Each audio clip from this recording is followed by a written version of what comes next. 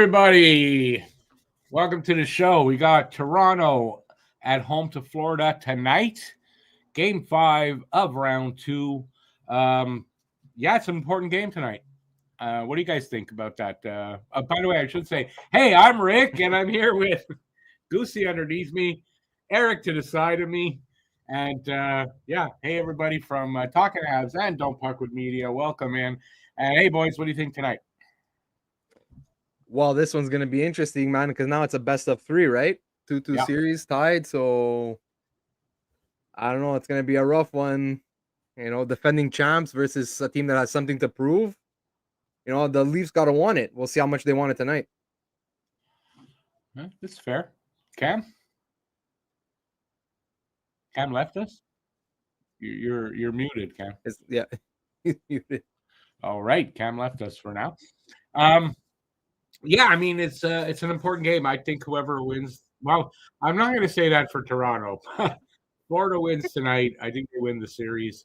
I think Game 5 is a pivotal game in the series, and especially in one like this. I think that they could. Florida could deliver a knockout punch, in my opinion, to Toronto tonight. They win tonight. They win the next game at home. I see it. Sorry, fellas. I had to take a phone call. That's okay. How do you see the game tonight, Cam? I'd like to see sorry to interrupt you too, Eric. I'd like to see a Florida win because, haha Leafs. But it also at the same time, I have to acknowledge that we haven't seen desperation out of the Leafs yet this playoff. So if they don't come out with that desperation, I think it'll go Florida's way. But I expect a very hard game tonight. Yeah, that's fair. I think that's what I do think that's what we'll get. It's not going to be an easy win if Florida wins tonight. I'm not saying that, No. Matter of fact, this probably is the hardest game for Florida to win would be tonight. Well, definitely, like in Toronto, Toronto's going to want to definitely have a little bit of a better effort than they showed last game. So they are shaking up their lineup a little bit. Nick Robertson's in. I don't know for who. Okay. I wasn't sure if it was official. I heard earlier today that Ruby might make a change, but then I didn't hear anything after. So he wasn't showing his hand. Apparently, that's what it was. But I don't know who they took out. I know that Evan Rodriguez for Florida is out. Yeah. And Jasper Boquist is in. Is it Jasper Boquist is in the net. Jasper Boquist, and he's in the net. That's a big change. He's in net. No, he's not a goalie. I know. He said he's in the net. I don't know what that is. Did I say he's in the net? I didn't mean that he's in the net. Oh my god, dude. I'm a horrible. Wait, hold on. It's like we have a guest in the you gotta introduce him, Cam. Guys, I want to welcome in my fraternity brother, Steve. He's a Boston native, but currently living in the Chicago area. One of my closest friends and who will possibly be joining me on Hybrid Nation as a co-host. You guys, please welcome in Steven the Chavo. Hey, Steve. Yeah. How's it going, guys? Happy to be here. Very good. Very good. I was going to say something and it went out of my head, so forget that. Where am I going with this? I have no idea. I just started talking without anything to say, and that's what happened. Dude, we're talking about the Leafs. Actually, Steve, we were just talking about our thoughts on where we think the game tonight is going to go with respect to Florida and Toronto. What do you expect to see out of tonight's game? Who do you want to see come out on top? I think throughout this whole series, it's been the home team's game. I think the last change really makes an impact on these type of games. So I'm expecting Toronto to win. And if that kind of continues its course, Toronto will move on. If there's Game 7, it's important that either team steal a game, an away game, and neither team has been able to do it. And it just goes to show you that the last change for the matchups is super important. And Rodriguez is out today, so that's going to impact that lineup a little bit.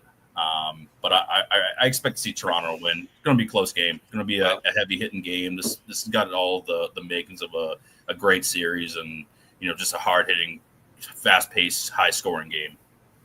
I just will say though that you're right about you'll get a lot of series that go that way where a home team wins, but Game 7 is up in the air. I don't think Game 7 that you can say it'll go necessarily that way though. So, but that could be how this turns out. Right? Is that they win at home, and Game 7 is going to be a really exciting one because who the hell knows who's going to win that? Exactly. So, but I do feel if Florida wins, I do know who's going to win a Game 7 because the Leafs have yet to win a Game 7 since what? They don't.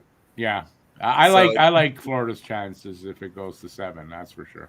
Get the tinfoil hats out because I think Toronto's it's their year. I mean, okay. Well, good. Nice to have you here, Steve. But nice knowing you, buddy. But we're gonna move along. I hate fucking Toronto. I get it. No, it's not their year. If it's their year, I don't know what I'm going to do. It's been their year every year for the past 4 decades, right? Right. So I'll only believe it when I see it. It's not their year. Even when they're in the bottom of the league, it's our year, guys. It's our year. Exactly. Yeah, from the first game of the season, if they win it, that's it. Start planning the parade. Yep. Well, that's at least what Paul Bissonnette says. Apparently, a lot of Leafs fans don't like Paul Bissonnette. They're just like, no, we don't want him. Take him. I'm like, dude, what? Do you blame him? At least he's a riot. Yeah. Yeah, okay. He's got the Marchand factor. They're probably shaking in their boots over there, knowing that a former Boston Bruin is playing against them in round 2. So we'll see. It's going to be an exciting game. It's going to be fun. Yeah, but look at it this way too, Steve. They also have a former Boston Bruin on their team. They do. So are you buying in? Is it their year, Cam? Who? Toronto.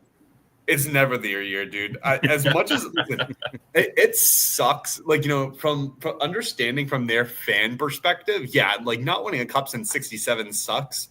But I think it's just hilarious that they've never won 3 series ever. 3 rounds. Never won 3 rounds. They've never won 3 rounds. They've won 2. They've never won 3.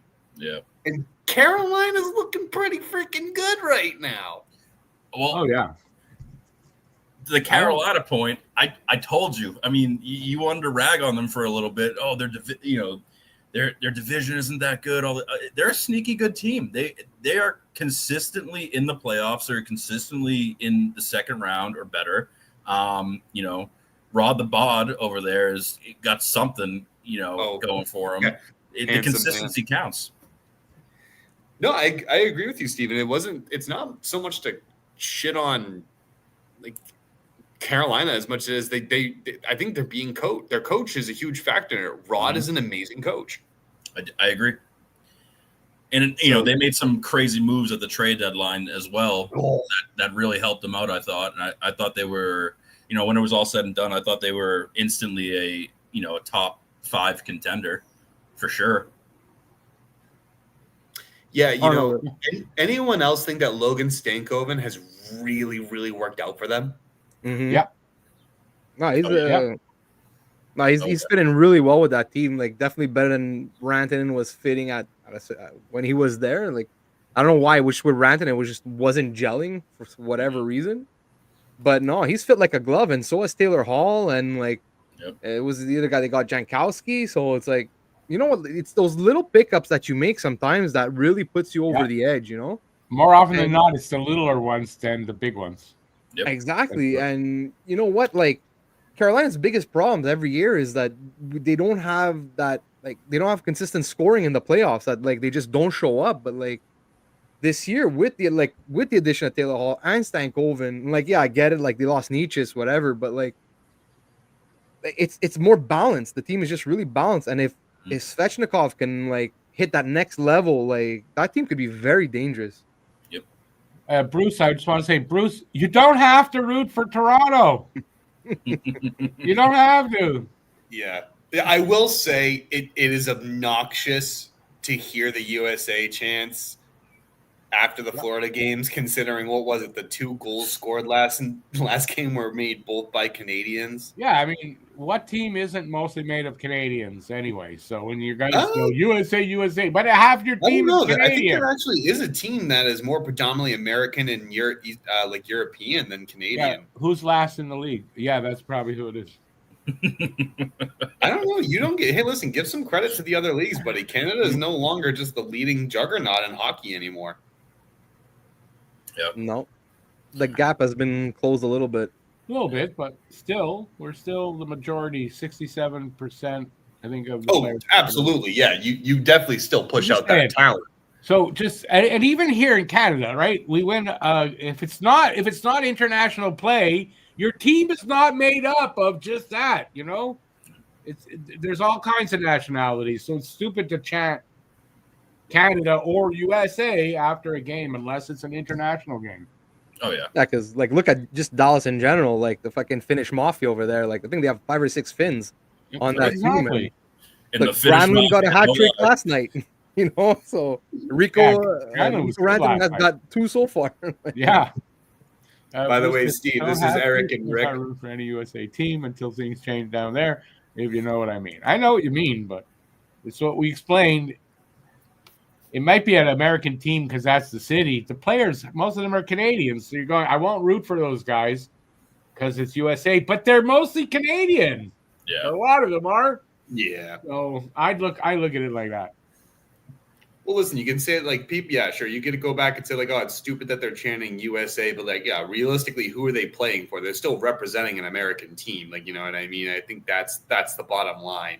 Hey, I was just thinking something. Does Steve have the feed we're all watching?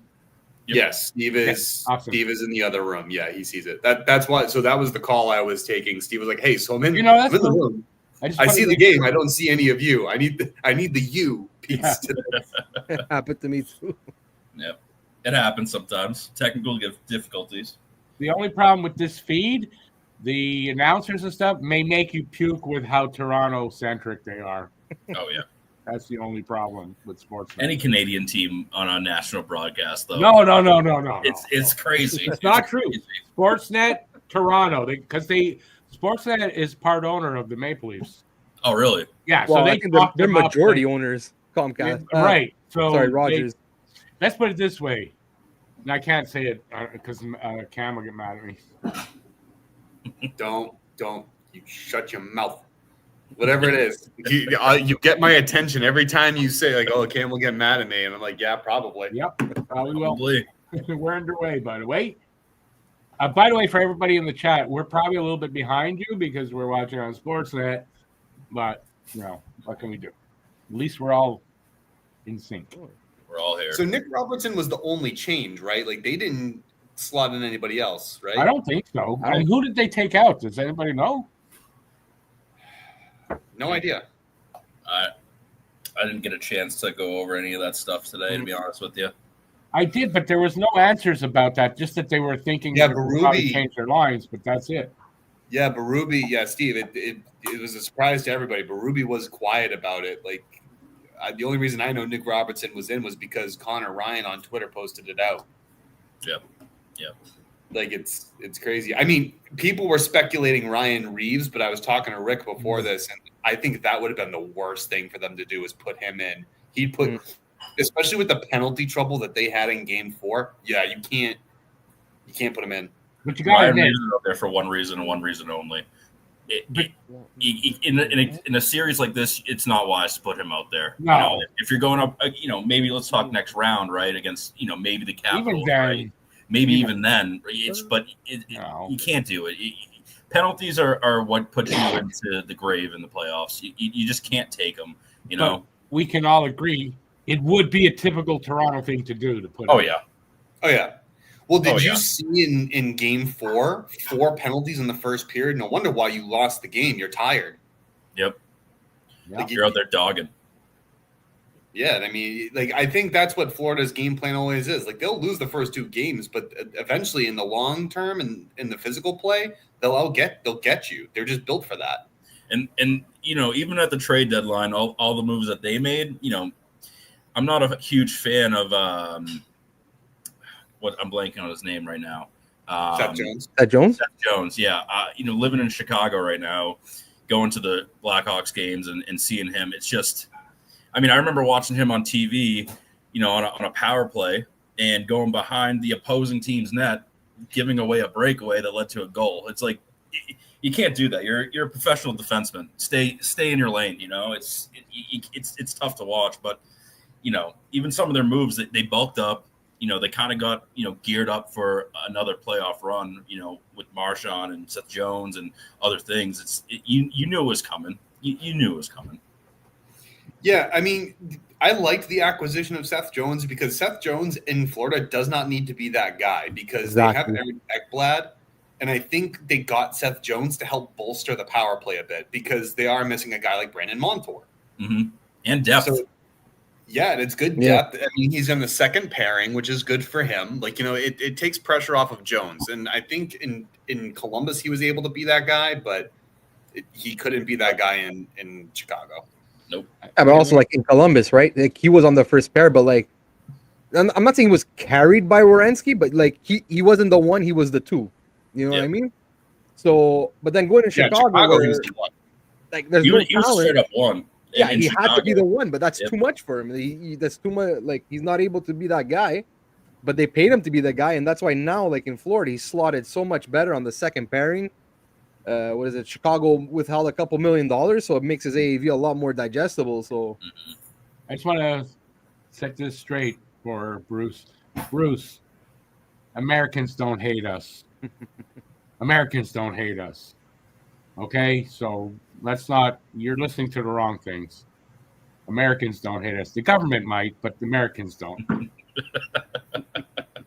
Seriously, don't feel that Americans hate you because they don't in general. There are some that do, but that's not the majority of Americans. No. So, I couldn't agree more. Are there, just out of curiosity, are there any Parks and Rec fans here? No, I love Parks and Rec. I love Parks and Rec. Yesterday, I watched the episode where Ron sends letters to everybody, and he's like, "Dear Canada, fuck you."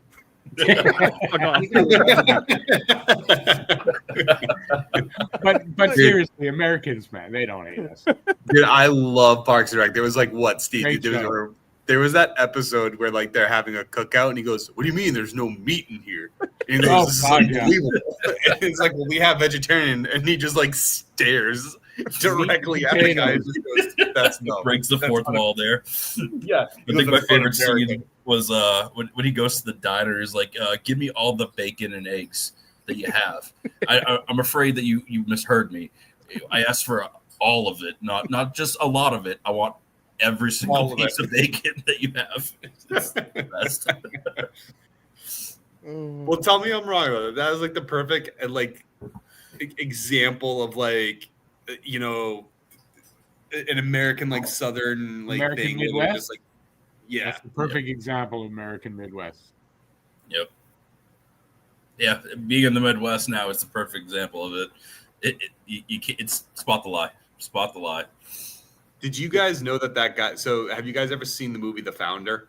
It's about McDonald's, McDonald's and Ray Kroc. So, the same guy that plays Ron Swanson also plays, I think, Dick McDonald.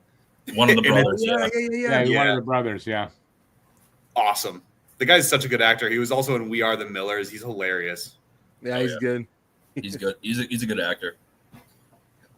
I can't remember what he was doing in We Are. Oh yeah, in We Are the Millers, he was a DEA agent, and they were trying to be swingers for a second, and then while his wife is touching I think Jennifer Aniston's boobs or whatever, he's putting his finger in Jason Sudeikis' ear, and he just goes, "We had a moment."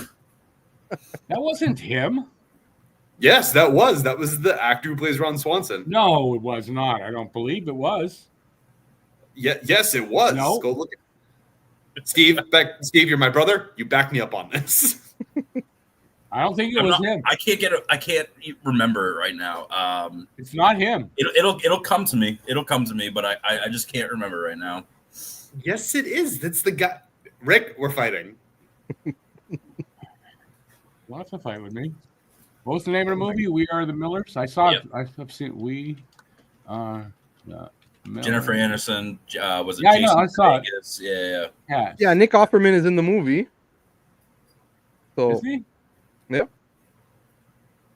So might have Oh, been him. maybe I have it wrong. Look at that. I might have got it wrong. For those of you who also haven't seen We Are the Millers, it's hilarious. It's basically awesome. Go watch it. It's That not was a good basically movie. awesome. It is awesome. It's a very funny movie. You Oh, gotta watch it. it's not who I thought it was. Look at that. Rick was wrong about something. It's No regrets. really not even a single letter. Nope. No, it's my credo. I'm Scotty P. You know what I'm saying? Well, I'm here and I speak English, so I do know what you're saying. Oh, well, I stand corrected. It's a penis. It's a dick. Black Hawk Down. I think after watching a few minutes of this game, though, this game's going to be won or lost in that neutral zone. You know, Yep. It depends on how these breakouts are going to go. I mean, I'm seeing some defensive zone breakdowns. It's that transition game is going to be the most important thing in this series. I don't disagree, but I tend to think this game's going to be won or lost and what's right in the center of their chests. Mm. They have no heart. That's the problem with Toronto. It's a little better under Berube, but that's been their problem. I tend to agree with Steve. I think, you give the edge to Toronto in the transitioning game because of the speed that they have with Nyes, Nylander, and Marner, and those typical guys. But if Toronto can get hemmed into their own zone, that's going to be the biggest issue for Toronto. And I think it's going to be the second period in that long change where you'll see Florida dominate. Yep.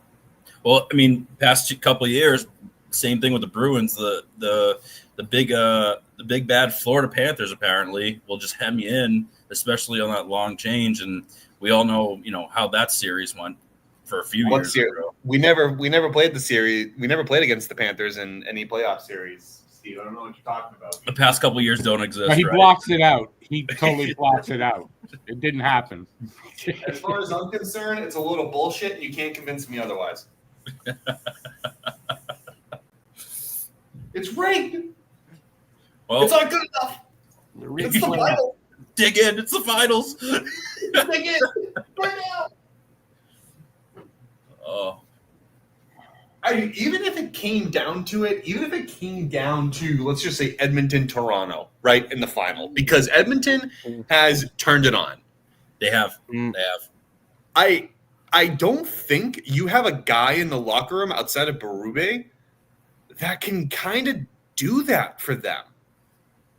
So, you have guys in Edmonton that can motivate in that sense. But I don't think Matthews is the captain that I would look to be kind of like on his edge and be like, yeah, you guys need to wake the F up and play the game. I don't see it. I don't see anybody really in that top six that can do that. Nylander, maybe? Maybe Nylander. Matthew Nyes? I think Matthew Nyes is Domi. a hockey player. Yeah, but maybe Max Domi, because he plays a heavy game. He plays a rough game. I feel like maybe he can try and incite something, but it wouldn't. I just don't think any message like that would be received well in that locker room. No, you need one of the leaders of the team. Yeah, you need one of the top guys. Maybe Morgan Riley. What about maybe Brendan Tanev or something? Yeah, you got to think a guy like Tanev. Yeah. Oh, by the way, wait, is Stolarz in net? No, it's Wool. As well. Oh, thank God. I was so pissed. Oh, here we go. Sam Bennett. Sam Bennett. I'm getting flashbacks here. Florida starting to pick it up a little bit here. But so far, we got, 11:45 left in the first. Shots are one apiece, and not much. And no score, by the way, obviously. for Carter Verhaeghe at $7 million is a steal. Yeah, he is. He's a steal at $7 million. The black magic that happened to make that happen was unbelievable. But he did slow down a little bit in the regular season this year. Yep. I know because I had him in my fantasy team, and he did well. Not that he didn't do, but I was expecting a little more. Sure, but if you're a competitive team and you know you're going to make the playoffs or have a strong indication that you're going to make it, he's the kind of guy that you want on your team. Same thing with Sam Bennett. Like, sure, you could say Bennett's a rat, Kachuk's a rat, Marchand's a rat, but like these are also the guys that you want on your team, and let everyone else do the rest. These are the guys that win in the playoffs. Oh, shit. Yep. Oh, shit. Oh, Good save. Oh, saved by Bob. Good save. good defensive recovery there too. Get that second shot. Steve, they're looking like you out there. They're going to get all that defensive playing back, dude. Looking stud defenseman. Star defenseman, baby. Star defenseman. They need the salami slapper. Of course. That's all they're missing out there. Oh man, when Steve and I play NHL, and so we play like the online club, and Steve's our defenseman, and he just recently figured out how to score on the one timer from the point, and he's been just hammering pucks home. Oh yeah, it's been fun. Now that I figured out the controls, oh yeah, it's been real fun now. Stud defenseman. Andrew's just like, I can't hit the shot. He doesn't give me a chance. It goes in.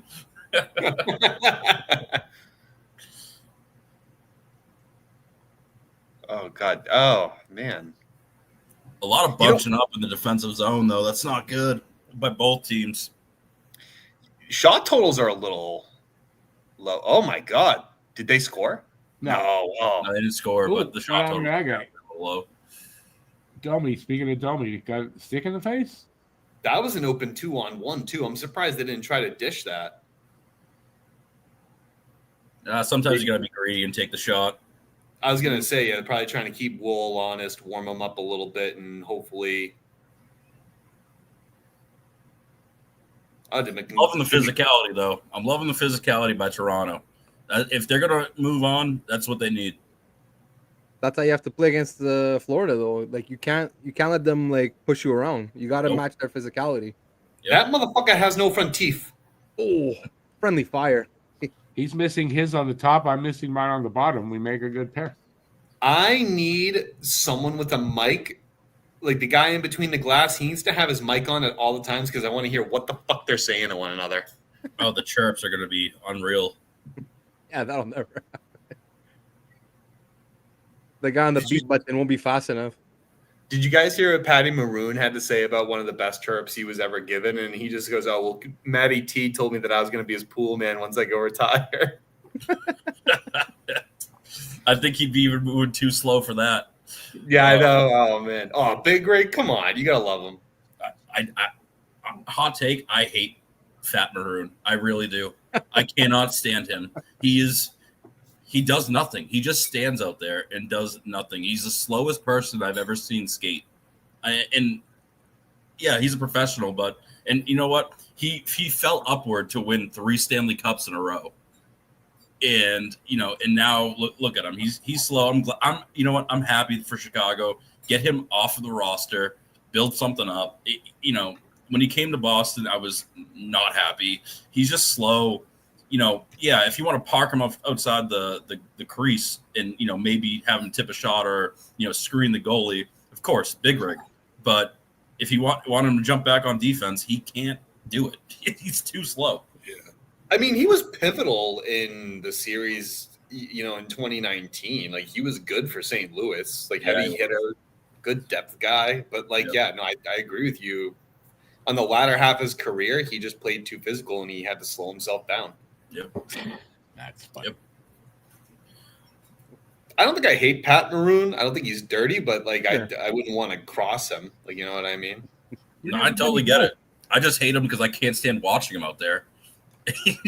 He's the guy trailing behind the play, trying to get back involved. By the way, people out there, you can talk to us. Leave a comment in the chat, and we will answer you back. I don't know where everybody went, though. We're kind of low turnout tonight. I hate this commercial. They play it all the. For a second, I thought you were showing us your Amazon wish list. I was like, "What the fuck is this?" I was like, "Did you flip it on us?" I was like, "Where's the feed?" And then I'm like, "Oh, good." I was afraid I was going to see Rick's happy pills, in the in the thing. I took a happy pill before the show. It's just a stupid commercial. That's all. They play it all the time. Like every time they go to commercial break, that commercial is going to play. I don't know where everybody is tonight. Not as much interest in this game for some reason as the last time. We had a lot of interest last time. I mean, Rick, you got to think it's early yet. It's early. It's only 6:30 for me right now. It's early start time. 6:30. Where are you? Chicago. Oh, okay. Yep. Central time zone. Yep. Rushing home to watch playoff hockey. Nothing like it. Yeah, Steve has to leave a little early to go handle some personal stuff, but like he's more than welcome to hop back on. Steve, that link that we sent you, we don't need it resent to you. Okay. You can just use it to hop back in and, Okay, perfect. Yeah. Nardi's supposed to be in a few minutes. He said 5 minutes about 15 minutes ago. So, well, 15 minutes to Nordy is like 3 hours in his on his. No, he clock. said 5 minutes. Should be in 5 minutes. There he is. Speaking of. Oh my God, he's actually. Hang on, I'll set you Speaking in. of the devil, he's shouting here. I thought puck drop was 7:30. I apologize. There we go. Do you have the NHL app? What are we doing? We're professionals. It's not good enough. It's the semifinals. What do you need the NHL app for? It tells you all the times. Also, shot totals 7-2 in favor of Florida.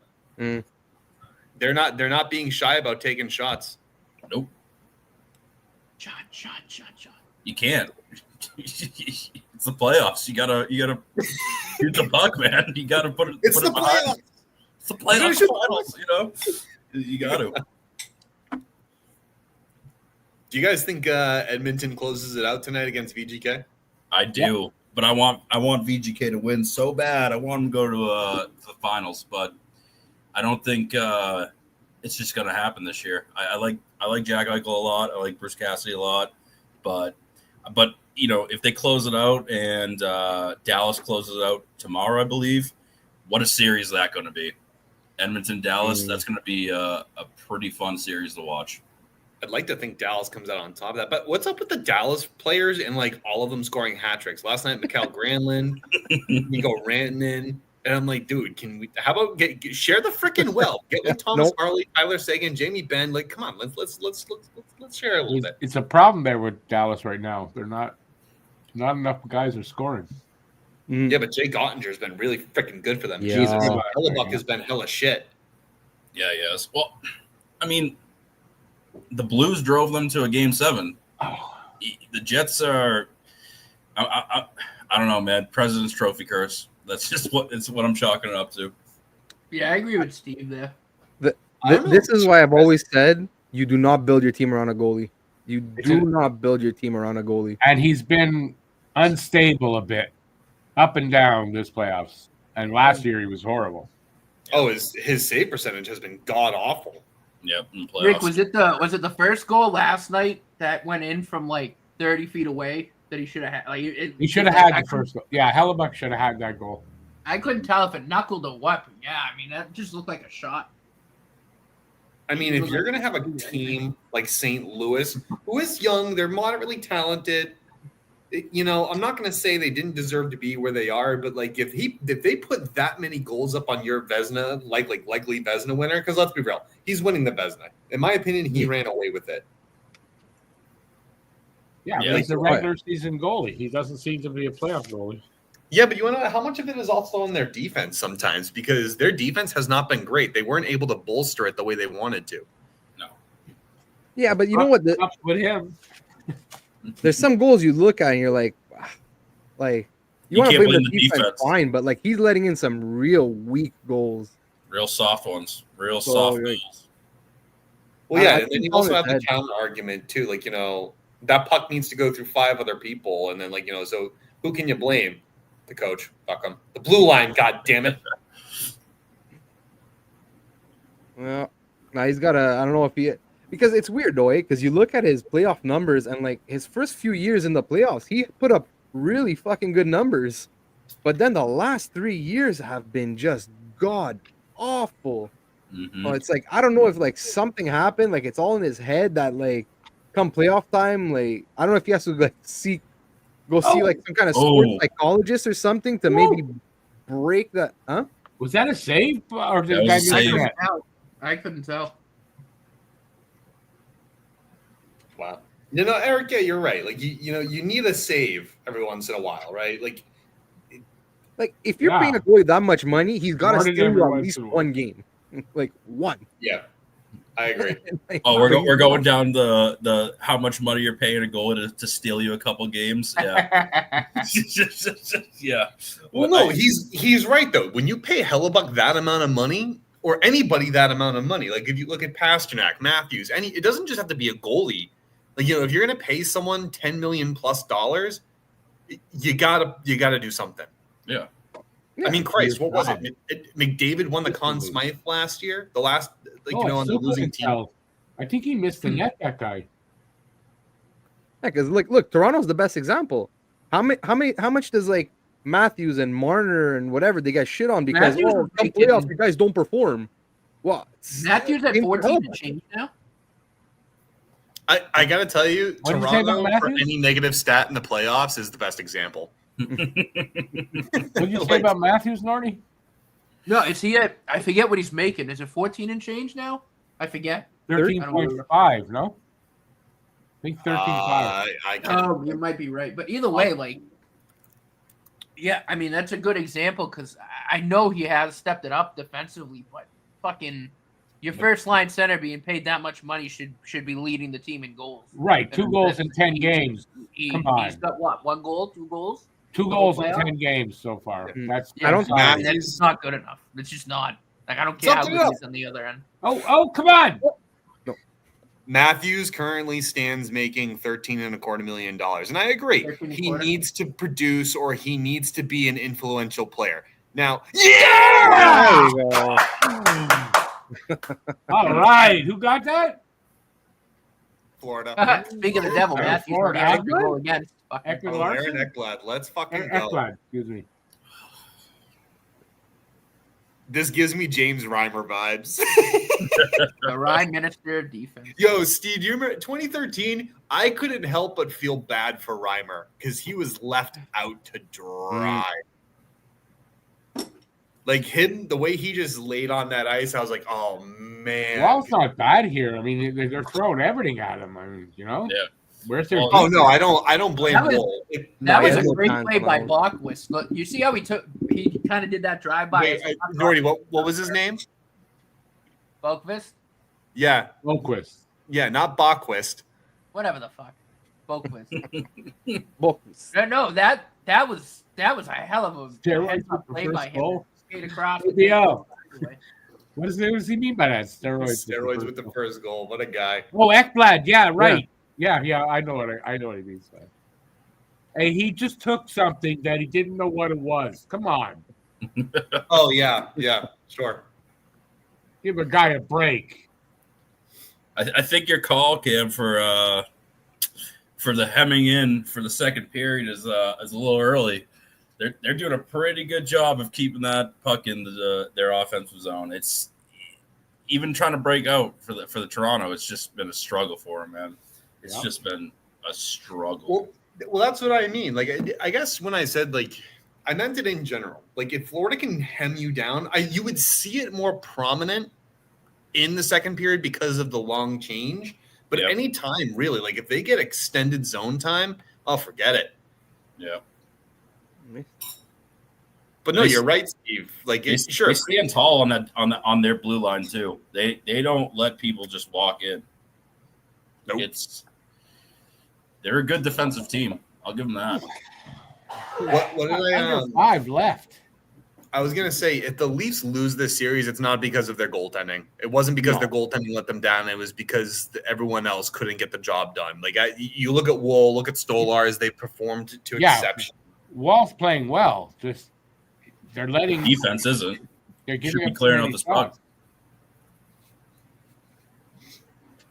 Hell, if Wool goes down, I think they have to put Matt Murray in, and then you might as well just surrender. Just Yeah. forget. Aki says Matthews just can't elevate his game for the playoffs. For that reason alone, he makes way too much money. Yeah.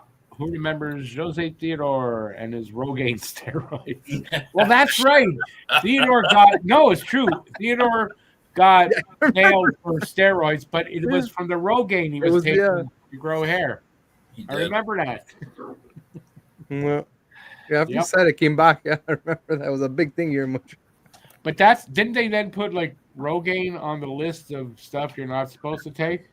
I think so, something like that. Buddy, I'll never understand it. Like, if you're fucking old and you're balding, just accept it for what it is. You're just especially you're a hockey player. A lot of them are bald because you're always in a helmet or a hat. That's why I'm bald. I wore a hat all the time when I was young. You're forgetting about the hair replacement now. It's 2025, guys. Just go bald for a couple years, take your millions of dollars, and just get the hair replacements. Or just don't have that big an ego about it. Just go to the gym, get bulked up, right, and then look like Mr. Clean for a while, right? There you go. That's another option. It's the best hairstyle you ever had. You don't have to do anything to it. Great. I love it. I mean, honestly, I'd rather be bald than thinning, which unfortunately for me is the case right now. Like, I am thinning bad. Oh, I know. Me too, I was, and I shut your fucking hormones, Steve. I was like that, and one day I just said, "You know what? I'm going to shave it off," and I did, and it took a week to get used to, and I'll never go back. Well, I can't, but you know what I mean. So wait, what do you tell?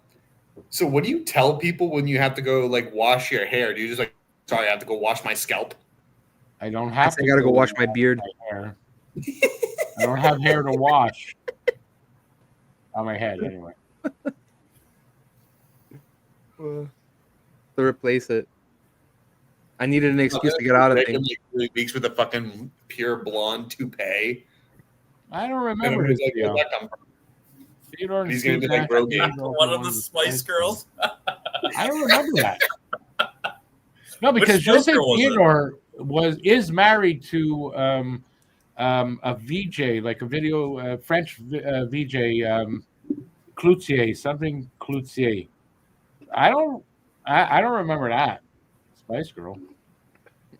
Veronique Cloutier. That's who he's married to, I believe.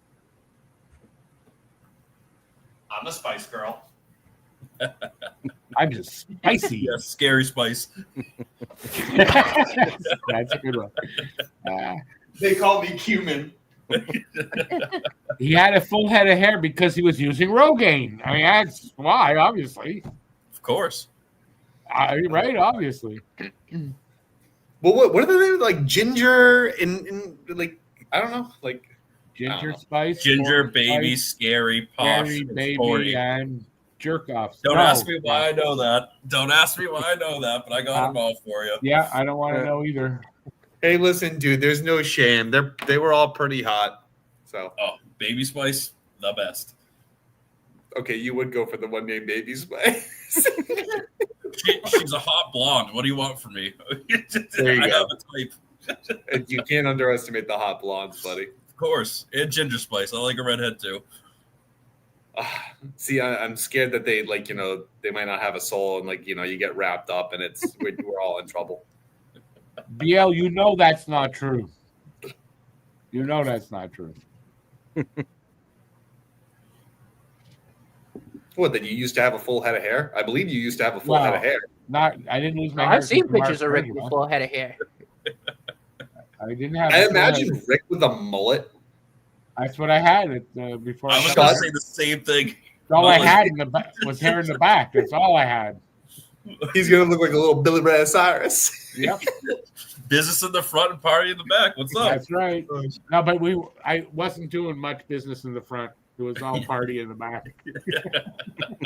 Listen, I don't need to know what you do with with your party in the back there. All right. It's not that. Get your mind out of the gutter. I don't have a gutter. You don't. Well, apparently you do. Sporty Spice, that's the prettiest one of them all. Because nobody saw pictures of her afterward. She was gorgeous, by the way, Sporty Spice. At least I thought so. I actually do agree with you. I thought you were really cool. Crickets. Austin Austin Matthews does not want us to see his naked girlfriend. Does he? Austin Matthews has a girlfriend? What does he look like? I'm sorry. Austin Matthews just needs to accept that he's going bald and shave his head. It doesn't look good. He needs to shave his mustache. That hairline's almost as bad as Getzlav's was for a while before he went bald. Mm-hmm. Dude, I'm sorry. Just when you're that far deep, just don't even try to save it. Just end it. Yeah, just commit, shave it off, and just go from there. Yep. His mustache wouldn't look that bad if he shaved his head. I disagree. It would look worse. It's kind of like I hate to say it. It's kind of like a pedophile stash. I mean, yeah, it's a Ron Jeremy. It's a Ron Jeremy mustache. Yeah. At least Ron Jeremy had the business in the front, party in the back, and he had that going for him. And an 11-inch long that also helped. Wait, they're gonna call that a trip? Yep. What? That's how that works. Jose Theodore did not get arrested for loan sharking. You got that wrong. Jose Theodore's dad was a loan shark, and they sort of tried to tie him into that, but he didn't get arrested for that. His dad was the loan shark. That's all. It wasn't. I don't know what you expected the players to do out of there. Like they're playing the puck on that. I didn't see it. Still didn't see it. Jose Theodore's a minor skate, and whoever's in the box made a play at it, and then Marner Anton Lundell, that's huge. That's huge for Florida. That's a big penalty killer. Yeah, it's one of their better penalty killers. It's all right. 8 for 32 is such a bad stat. Oh my! Let's go 9 for 33. 8 for 32. Who took the penalty? That's 1/4. That's 25%. In the playoffs, it got to be better than that, man. You got to capitalize every opportunity you can. I don't know. That's not bad. 25% is pretty good. Yeah. Like even the regular season, 25 is pretty damn good. Yeah. I mean, yeah, you got to think about it. I mean, like in the playoffs, Eric, for you, 10% might be good. Just a pulse would be good. I mean, did the Flyers even break 10%? I know for a while they were in the single digits. Like it was that bad. I know the Bruins one suck. Oh, here we go. Both Bruins. And I was surprised because the Bruins usually have a pretty good penalty kill, but both special teams units were awful. Yeah, Third of the league. Well, you know what sucks is like we were missing McAvoy and Lindholm, 2 key penalty killers for the majority of the season. So it's like, what can you do? Right. Yeah, that hurts. Anything. I mean, Chris. And then you got Zadorov going out there trying to kill. What a sick! Did he say trying that? to kill penalties, and he just ends up in the box as well. It's just kind of one of those things. Yeah, but he cleaned it up. Bob. He cleaned it up towards the end, which I'm happy about since we're stuck with him for 5 years. But still. Yeah, Henry. Well, yeah, because ever since the Bruins acquired Henry Yoki Haru, it was the best thing that ever happened to Zadorov because they both started playing extremely well. I like how they played. Yeah, when they got picked up, it was a noticeable difference. Leading the league in PIMS, I can't remember. He did. I believe he did. Especially with the fighting majors. All right, so we got a 1-0 game after 1. Sorry. Yeah. Nordy, your picture's looking extra cute today. At least want to lose to play golf with Beaver or to play the golf with Beaver. What is? I don't get that. I don't know, but is he trying to say Bieber? Bieber, yeah. Oh, Bieber. Bieber. Let's not make fun of Bieber. That's probably autocorrect. Congratulations to Norman. Let's not make fun of Justin Bieber, please. It's not my favorite guy, but I don't want to make fun of him with everything that's going on. Well, congratulations to Norman. You win the big bad comment of the day. Well, maybe there is a Beaver that we don't know about that they like to play golf with. No, he's French. He's probably saying Bieber. He's French, and he's educated in French. So, like my ex-wife, her spelling, I've learned how to The words leaving my. I can't think of the word, but I learned how to. Translate. I guess is the word. That seems more like an autocorrect, though. Or it could be autocorrect, maybe speaking into the phone. All right, so we got an intermission here. Whatever you guys want to talk about. I mean, we could talk about stuff here, but why don't you give us some questions or make some statements or talk about the first period, and then we'll go from there. What say you all?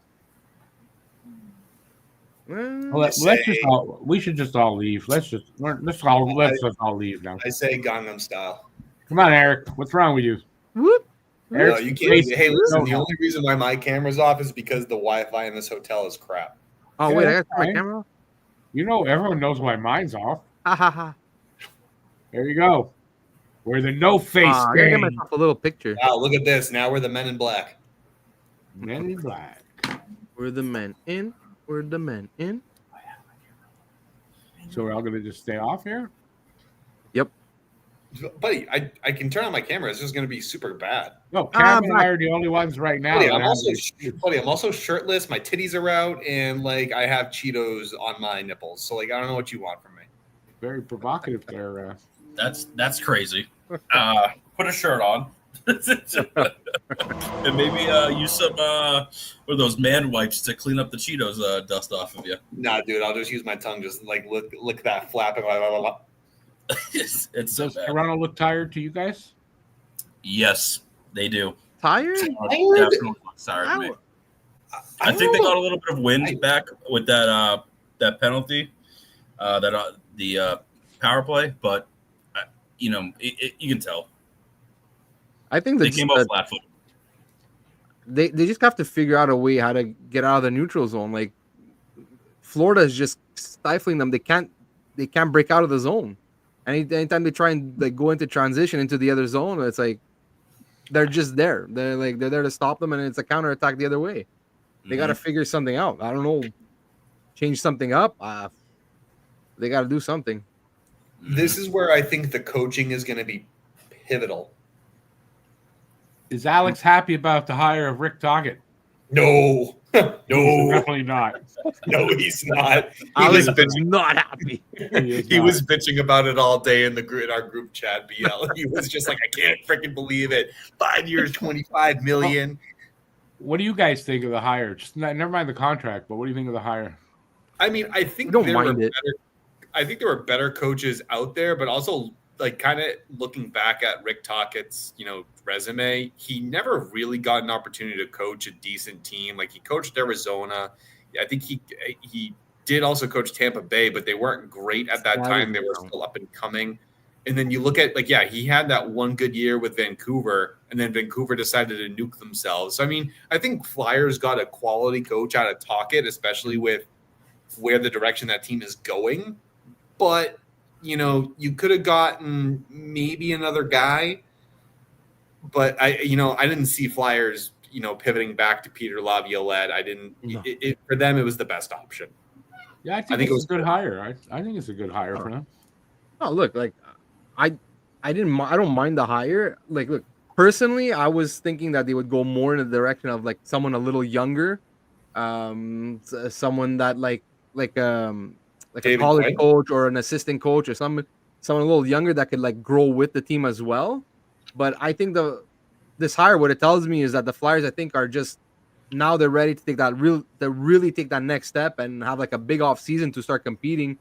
Because this is the kind of coach that I think you bring in because you think that you're able to win soon, sooner rather than later.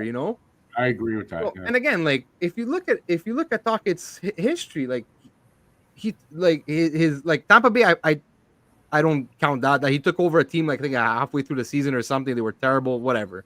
That's fine. But look, he was an assistant coach with Pittsburgh. He won 2 cups and as assistant coach. Then he takes over a really fucking terrible Phoenix team.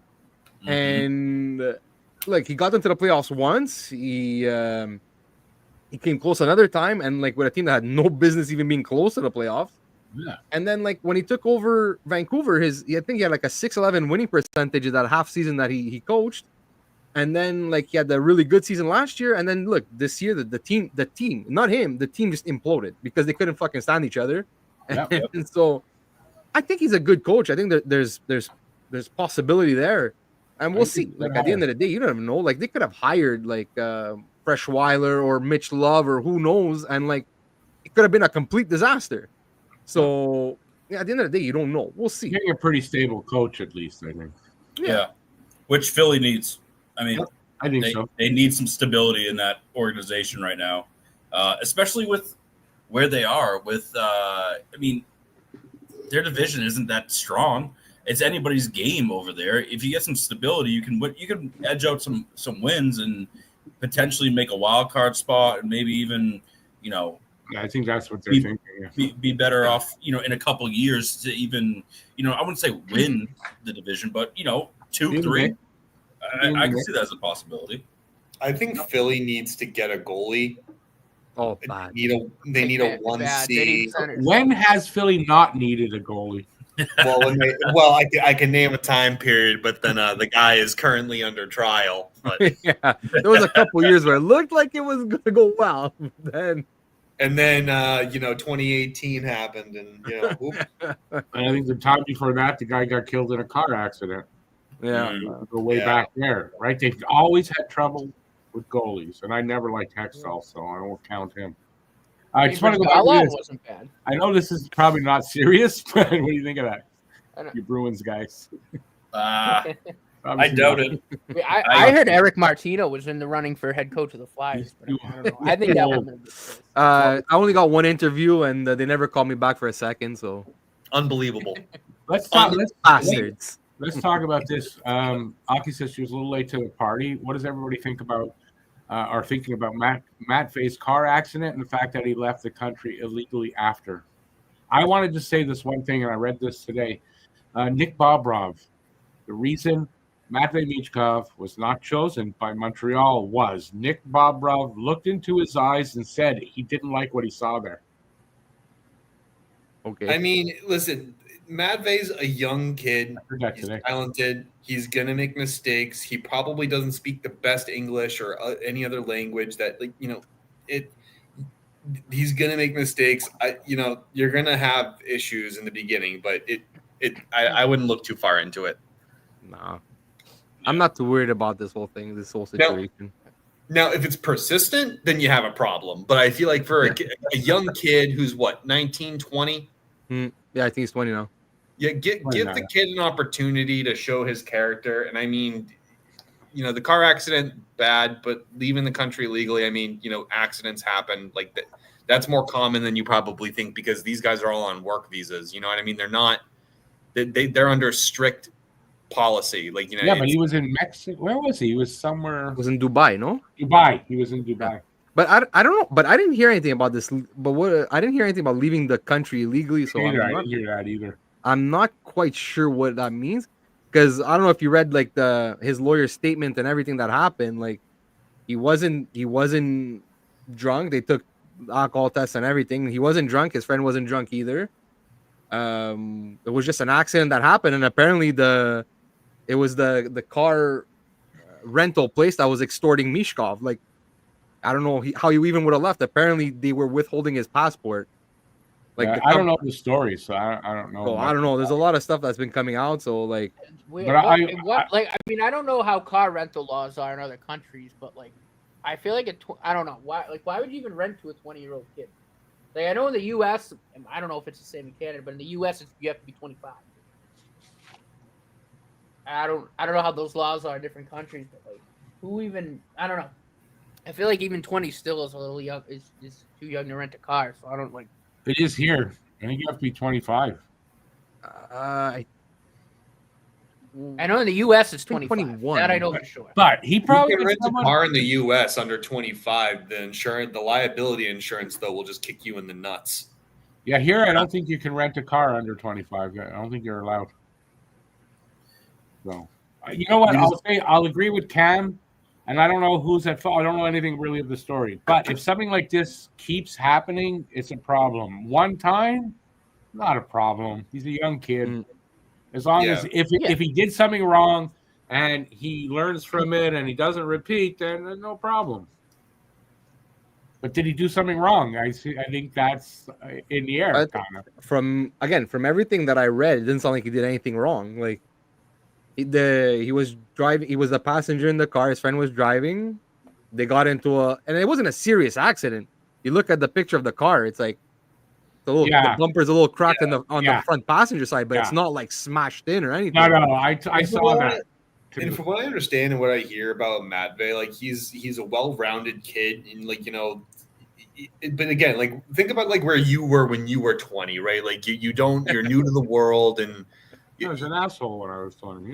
Yeah, like you know what I mean. I was a prick. I was doing things I shouldn't have been doing, probably with Steve, and like and like name something where you didn't screw up, and it's crazy. Well, when you're young, it's the opportunity to screw up and move on with life, right? Like things happen, accidents happen. You're young, you make mistakes. You don't know any the important thing is he and his friend are okay. Obviously, like you know what I mean. Yeah, like, they're okay. That's the important thing. And if he did something wrong, you learn from it and you don't do it again. That's all. Now it's not the same. Like if he was committing like severe felonies or something like that, like if he was exposing himself to people where he shouldn't, Matthews, or like doing things at World Juniors, Carter Hart, and then we could say like, okay, he's a piece of crap because like that goes against a moral compass, like sleeping with a teammate's wife. Corey Perry. Wait, that's not proven. That didn't happen. No, that's not proven. But I'm just throwing it out there. That actually happened here in Montreal. That happened here in Montreal, and I believe it's the reason why one of the reasons why Chris Chelios got traded. Well, that was also either rumor. Chris Chelios slept with somebody's wife, or Matt Schneider did. I'm sorry, I would sleep with Connor Bedard's mom. Yeah, because the kid. I mean, the mom's not that old. Of course. Also, like he's probably around Perry's age. Yeah, like I typically won't go that old. Like, goddamn, like Christ, like she looks good. Yeah, she's probably only like in her 40s, like 40s. And she spits out like money makers, dude. So like I get in there and get from what I was hearing in Chicago with the Corey Perry stuff. He was grabbing inappropriately one of the flight attendants on one of the team trips out west or whatever it was, or was an employee of the team. I thought it was an employee of the team. And I think that's what it was. It was something to do with that. It had nothing to do with Connor Bedard. Yeah, nothing at all with Connor Bedard. That's the truth of it. I want to see just answer this here. Listen, I just heard this yesterday, actually, and it's Nick Bobrov. He's the head of the scouting, one of the co-heads of the scouting, the European head of scouting. Listen, it's a third. Somebody else related it, and I had never heard that before. So I'm just saying this is what apparently one of the reasons why they didn't pick Matvey Michkov. That's all. Third-party information, though, so I don't know the accuracy of it. Wow. It's kind of weird, though. But again, let's get that out. Wait. I wanted to go back to the coaching thing, though, to some of the hires. Coach Q, he's back. Yeah. That's ridiculous. Listen, I think it was a good hire for that team. They needed something. He obviously won several cups. He knows what it's like to build a winning team. And he should never be allowed back in the fucking league. Did anybody ask the kids? Did anybody ask the kids who got raped by the guy that he was part of recommending? Actually, apparently they thought before. Till they do that, he shouldn't be in the league. Okay, hold on. I want to say this. We don't know what the investigation produced. We knew that Quenneville had some knowledge of something. I read all the court papers when it came out. Listen, I think it's a rough decision. I think he had served his time. He served penance. We're going to see where it goes. And I think he's going to have a tighter control of what goes on in that room and his coaches, and he's going to vet that process because I believe that he knows now what he needs to do in his involvement. But I'm not going to put everything on that guy and say, okay, yeah, you're the reason that this was completely happening. Like, I don't think he part of the knew to reason. what So, extent was going on. I think it was a good hire by Anaheim. I was a little wary about it. I still don't have a lot of respect for Quenneville because I think he still has a lot to prove. I'm not willing to just exonerate him for his, negligence, but I'm not willing to say, he went and told his coach to go do that action. You know what I mean? Yeah. There's got to be some on the guy that actually did those things, right? Like, they recommended him to somewhere where there were kids, and the guy did that to 2 kids. How are their lives going to get any better? Ever? No, I think you're right. He should never be allowed back in this league. No, I think he should own accountability. I think he's done that, but he himself did not commit the action. So I think there's making me upset here. Okay, well, no, I gotta agree with Rick here because I'm pretty. If I remember, because I read the documents too, Rick. If I'm correct, when the stuff came to light, and they were trying, like they were getting ready to fire him. I believe Joe Quenneville wrote a letter of recommendation because he was going. I want to say it was a high school somewhere that he was going to go coach at. Private school, yeah. Yeah, knowing full, and the organization at that point knew what happened, and they were, were trying to get him out the door. So I'm with Rick here. I don't think Quenneville should be back anywhere near the NHL or hockey. Nope. Silence. But I digress. Okay, where are we going on? We're here. Reinbacher's knee was not a problem when he was drafted number 1. He got injured beginning of the season. I don't see what his knee had to do with that. I know what you're talking about, and it's overblown what you're talking about, his knee. There was nothing wrong with his knee.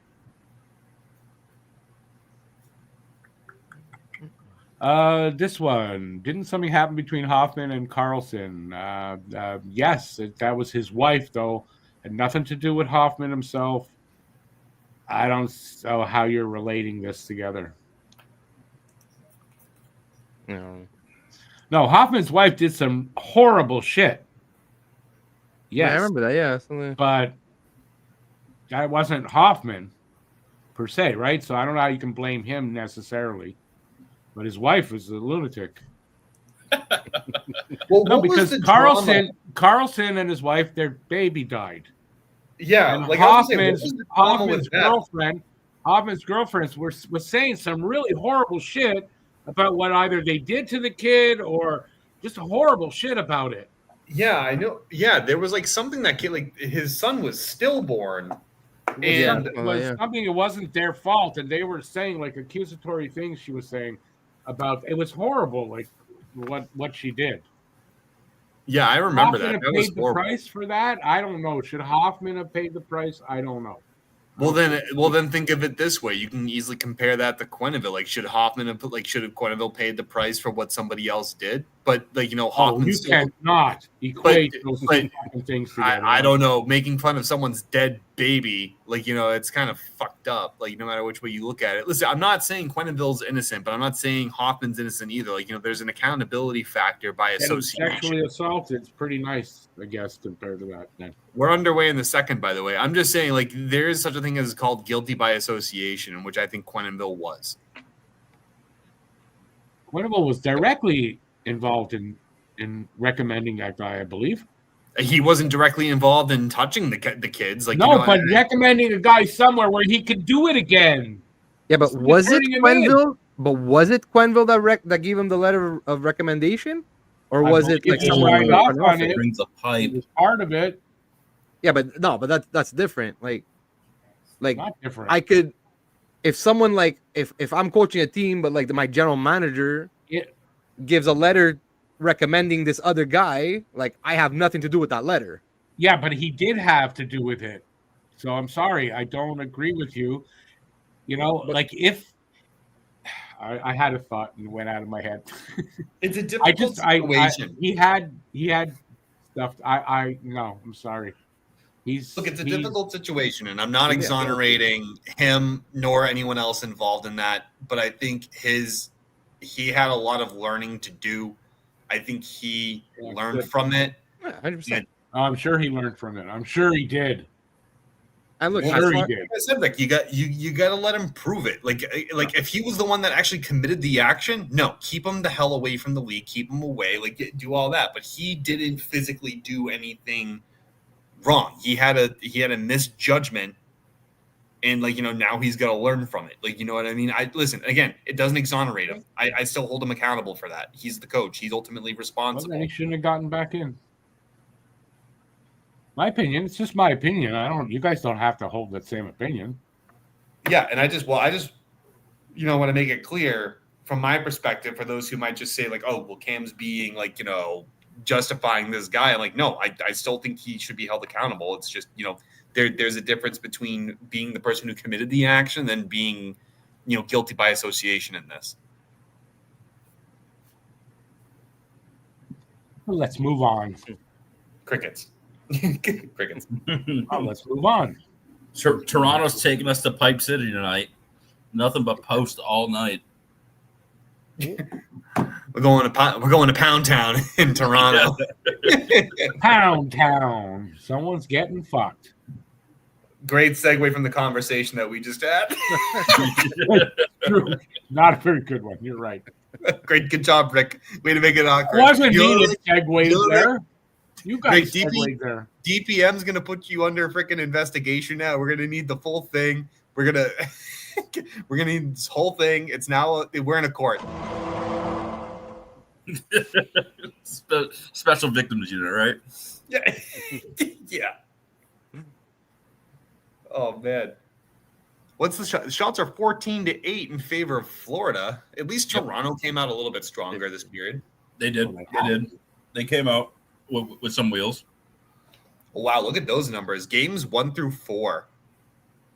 Wow. So in more closeout opportunities, Bob's tightened it down. But then again, you could also argue the team did. It's not bad. No. In closeout opportunities, Bob's got a great record. No, that's what I'm saying. He's tightened it down. If you look at games 1-4. Oh, tightened it. I didn't hear that word. I'm sorry. I didn't hear what you said. I got to say, if Toronto wins the series, Matthews has to be the guy. There's no indication they're going to yet. I don't understand why you would say that. That's why I said if they're going to win the series, Matthews has to be. Matthews has to step up. Yeah, no, I agree with that. Yeah, you need him to now not just be a two-way forward with that defensive ability. You need him to actually produce.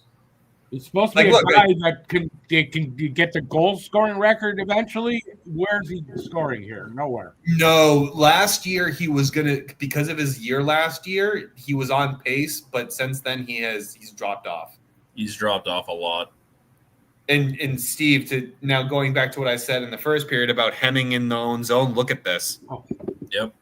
Like this is you got them all chasing in their own defensive zone. I mean, it's not what you want to see if you're a Toronto fan. It's Toronto's being lax, like waiting for them to make them. That's how the Bruins lost. They were too laxed. Yep. You got to step up to Florida. You got to take it to them because they don't know what to do when you're on the bullying side, for lack of a better term. It's just you got they're the bullies, and you got to step up to them, or else they're going to bully the whole series. Think of it this way, right? Talk to your defenseman if you're the center and be like, listen, I'm going to take the risk. I'm going to really pressure him. Be ready, watch the net, and go for it. You know what I mean? Take the risk, because if you're going to play lax, they're just going to dip it around and wear you down. You might as well try to be aggressive and communicate with your teammates and say, listen, I'm going to try and pressure them to make a mistake, as opposed to them just allowing them to dance in the zone. All that running around in their own end is going to wear them down. Mm-hmm. Yeah. Yep. And that's how Vegas won. They forced Florida to make mistakes. They were very much on the up and up to cause Florida to make mistakes in their own zone, and even in their Vegas's defensive zone, it caused them to make miscommunications, mistakes, all of that plays into it big time. I mean, even in a video game, if you look at it too, like Steve, even when we play NHL, if you play lackadaisical on somebody, if you play a talented team or people who know the game well, they're just going to dance around you. If if you're not gonna at least challenge something, they'll just pass it around and wait for the open opportunity. Yep. You got Sam Bennett already being a rat. Love it. I can't stand Sam Bennett either. I don't hate him. I find it difficult to hate, like actually genuinely hate anyone on the Florida Panthers. Like, sure, like Bennett's a rat, Kachuk's a rat, but who they are, I don't hate them. Yeah. I mean, they're the type of guys, right? They're in that Marchand category where, for how many years has Marchand been that guy where it's like you hate to play against, but you would love him on your team? Yeah, because they're that much of a difference maker. Well, I don't know that I'd love him on my team, but I know what you mean. Whoa! Speaking of Bennett. Speak of the devil. Back in it. Yeah, no, I don't know, Rick. I feel like if you did have Marchand on your team, like he's still one of the best two-way forwards and puck retrievers in the game. He goes into the corners. He's not afraid. And I mean, for a guy his size, and he's not big, he plays big. Like teams appreciate that. I'm not saying no, just not for me. What do you guys think of this here for a sec? You guys are baseball guys? I'm not, so I'll leave. I'm a baseball guy. I like baseball. Oh, what do you think of that? Oh, can you see this? The comments? Saw that yesterday. Yeah, I mean, ooh, I like it. Steve, go first. Yeah. About time Pete Rose gets into the hall. Yeah, it's about time Pete Rose. I mean, greatest hitter of all time in my opinion. I mean, or at least one of. We had him here for a season, almost. And the thing about Pete Rose is he was betting on himself, right? He wasn't betting on his team. He wasn't. He was betting everywhere else. He wasn't. Yeah, he was betting everywhere else. But the thing is, like when it happened, it's like screw it, right? Like it's one of those weird rules where, right. He wasn't betting against his team to lose, so there was no influence there. Yeah, exactly. And right. It's one of those things. I mean, hell, if you look at basketball, there's this whole, I can't remember the guy's name, but there's this whole investigation with the gambling, committee and all these things. Yeah, no, there's a ref that got banned. Yeah, and it's one of those things. Shoeless Joe Jackson, whatever that happened over 100 years ago. It's time to move on. And by all stats, but for that age of baseball, whatever, right? Like none of us alive today saw Shoeless Joe Jackson play a game, right? Like his stats are what Rick they did. are. It is what it is. Fuck off. Go ahead.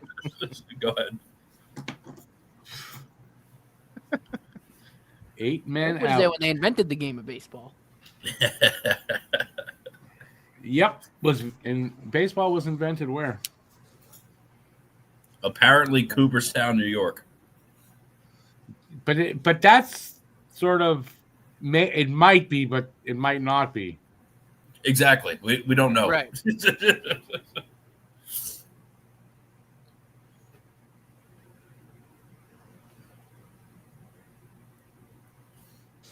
What do we got here? We got almost 5 minutes gone here in the second. 17-9 are their shots on goal for Florida. It's 1-0 Florida. And Toronto was the one with the power play. Imagine.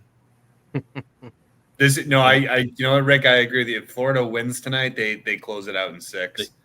Yeah, I can agree to that too. Again, my point from earlier is, if a team can steal an away game in this series right now, I think it's going to be very pivotal.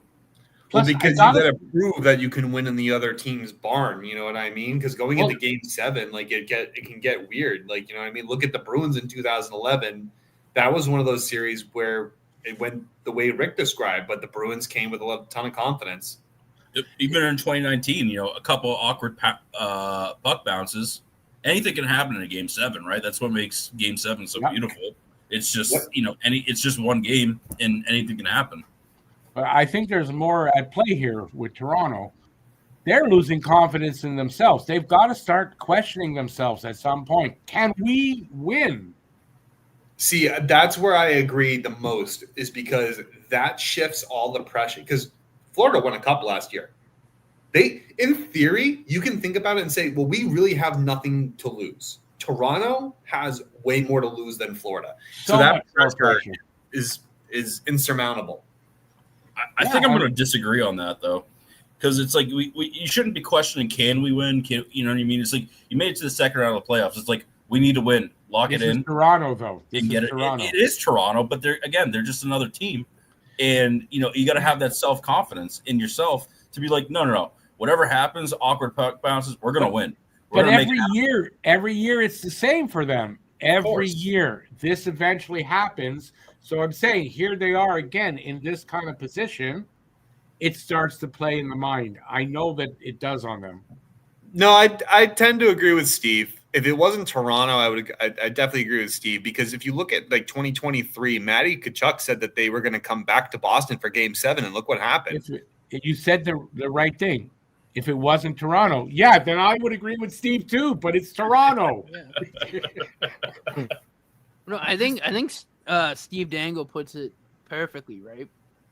He's like, if you've watched his LFRs, he's just been saying like, if you blow this now, one again for another year, you're exactly what everyone says you are, right? It's that dark cloud hanging over the Leafs. Like but then every next year they constantly choke.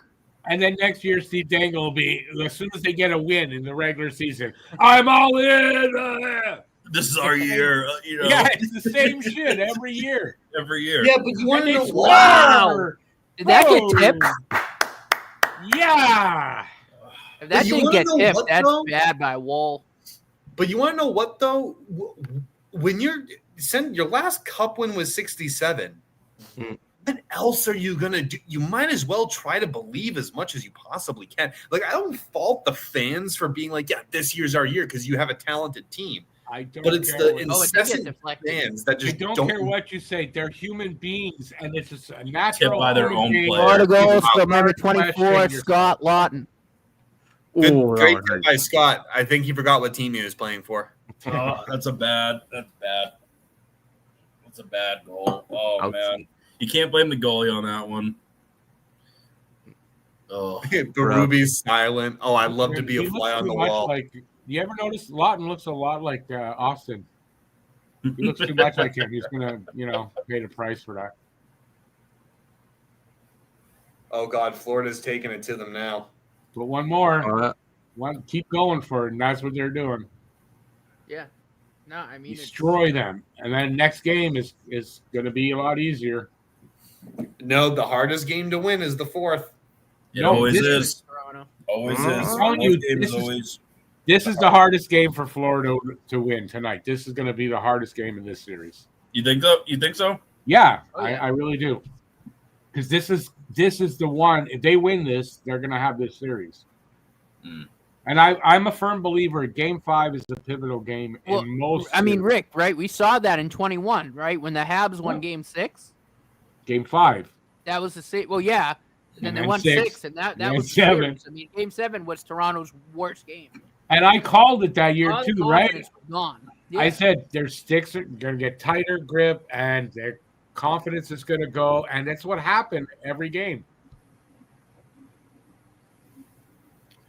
Oh, Zero Cool. We got a new. I haven't seen Zero Cool. Welcome to the channel there, Zero Cool. Let's go, Cats. Let's go, Cats. My American bias is showing. I think it's more like the Toronto hatred. My American bias is showing? What bias do I have to America? Dude, I'm even surprised there are fans in Canada that are still rooting for Toronto. And I'm just like, dude, I don't know how you do that. Like, I understand there's some issues between the geopolitical stuff, but geez, I couldn't even find myself rooting for Toronto.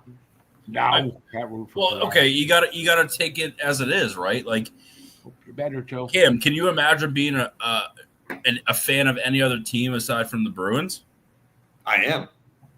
I mean, kind of not really though. Like when it boils down to it, who do you want to win the Stanley Cup every year? I mean, yeah, obviously you're right. Well, and that's the thing, right? Like the fact of the matter is, it's like you're born there, you're bred there, whatever it is, like I got friends, from Boston that their dad was a Yankees fan, their grandfathers were a Yankees fan, and they're Yankees fans, right? It's ingrained into you. and it is what it is, right? Like That's I like me can't at Notre root for any Dame, other Steve, team. Right? Like my dad and my grandfather were both huge. Yeah, I can't root for mean, anyone. Steve, you mentioned like where you're born and like a lot of things are ingrained in you. I mean, for some whatever reason, like Nordy is a Habs fan and he's from Boston. I don't understand that at all. Like that one's like baffling. At least with like Nordy, why are you a Habs fan? He's stupid. My favorite player of all time, technically. Nice. Okay, well that's what it is, right? We all have our reasons why we support. Alex is a Flyers fan. Eric Lindros is his favorite player. Oh my God, Eric Lindros is his favorite player. Yeah, that's why he's a Flyers Yo, fan. what's wrong with the Big E? For one, his big head. Parents, Hey, really. That's a good comment. I like that. I'm still on team ABL. Anyone but Leafs. That's a good one. I appreciate that. I'll cheer. I will cheer for anybody playing the Leafs, even if I hate them too. But there's nobody I hate more than the Leafs. And don't get me wrong, guys. Like, don't take this the wrong way. I'm the same way with the Montreal Canadiens. I can't, in good conscience, vote for or root for the Montreal Canadiens. I just can't. Expect you to. Why would we expect you to? Right? Exactly. Right. You know what I mean? No, but you want to know what? It could be the San Jose Sharks against the Montreal Canadiens, and I'm rooting for the Sharks. Well, of course. I mean, of course, and I would, but that doesn't mean we can't get along or we can't, like, you know what I mean? Exactly. Yeah. I'll do that. I hate your team. I just hate them a little less than I hate Toronto. I'm gonna highlight this again because I think Zero Cool puts it perfectly. Like, you don't have you can be a rival of the team, but the reality is like you can also respect that team. Like, I respect Montreal. I don't I never want to see you guys win a cup, but I have tons of respect for their players, their coach, because they don't have players on that team that are douchebags. Like, you know what I mean? Like Carey Price, one of my all-time favorite hockey players because of who he is as an individual. I can still root for the Montreal Canadiens to lose, but at the same time respect that team enough to understand that is still a good organization. I have no respect for Toronto, never will. But I got like Cam. I like the way you put it because I just because again same with Rick. Like I hate the Bruins, but Toronto's like right at the top of that shit list. But I feel like even with the Bruins rivalry, like there's a lot more respect there than the Leafs and the Canadians, right? Like if that makes sense. Like I have a lot more respect, and again also just by growing up here, but for the Bruins than I do the Leafs. Yeah, me too. But I have nothing. No, the Leafs I have just hate for. Yeah. Yep. And I mean, I just hate the Leafs predominantly, like because of John Tavares. Like I can't stand Tavares. I can't stand the wine baggery of Matthews and Marner. I can't stand it's the player. What gets me to hate teams is not so much the fan bases because fan bases will act how they decide to act. I care more on the fact how the players conduct themselves and carry themselves out on the ice and off the ice. And I just after years of watching Marner, Matthews, and Tavares cry about how things just don't go their way, I'm sick of it. And I'm just sick of how Tavares in general with how he handled the situation with the New York Islanders. And that's why I find it difficult to root for the Leafs. Yeah, I mean, I'm the same way. Like, the only player on that team that I actually do have respect for is Morgan Riley, right? He's been there with Willie Stiles, too. But, like, to me, Morgan Riley's always gives 110%. Like, he doesn't bitch, he doesn't moan. I respect Pacioretty. I respect Brandon Carlo. I respect Nyes. There's a few players on there that I can respect. Nylander, but Nyes. and I can respect Morgan Riley, but the other players on that team just make like Max Domi. They just make it so difficult for me to get behind. I can't stand Max Domi. I can't stand that man. I really can't. But also, I love this comment. I hate the Leafs. I hate Boston a bit less, but not by much. Listen, I want to clear the air on this one thing. Nobody hates the Boston Bruins more than Boston Bruins fans, okay? I want to clear that up real quick, okay? Especially with, Cam and Don, all these things. Again, growing up, talking to my dad, talking to my grandfather, lifelong Bruins fans. The fact of the matter is, no one shoots themselves in the foot more than the Boston Bruins, okay? I don't know. Toronto does a pretty good job. Yeah. Right there. Toronto does a pretty good job of that. But here's the thing. Here's the thing behind that. Who has the most Stanley Cup final losses?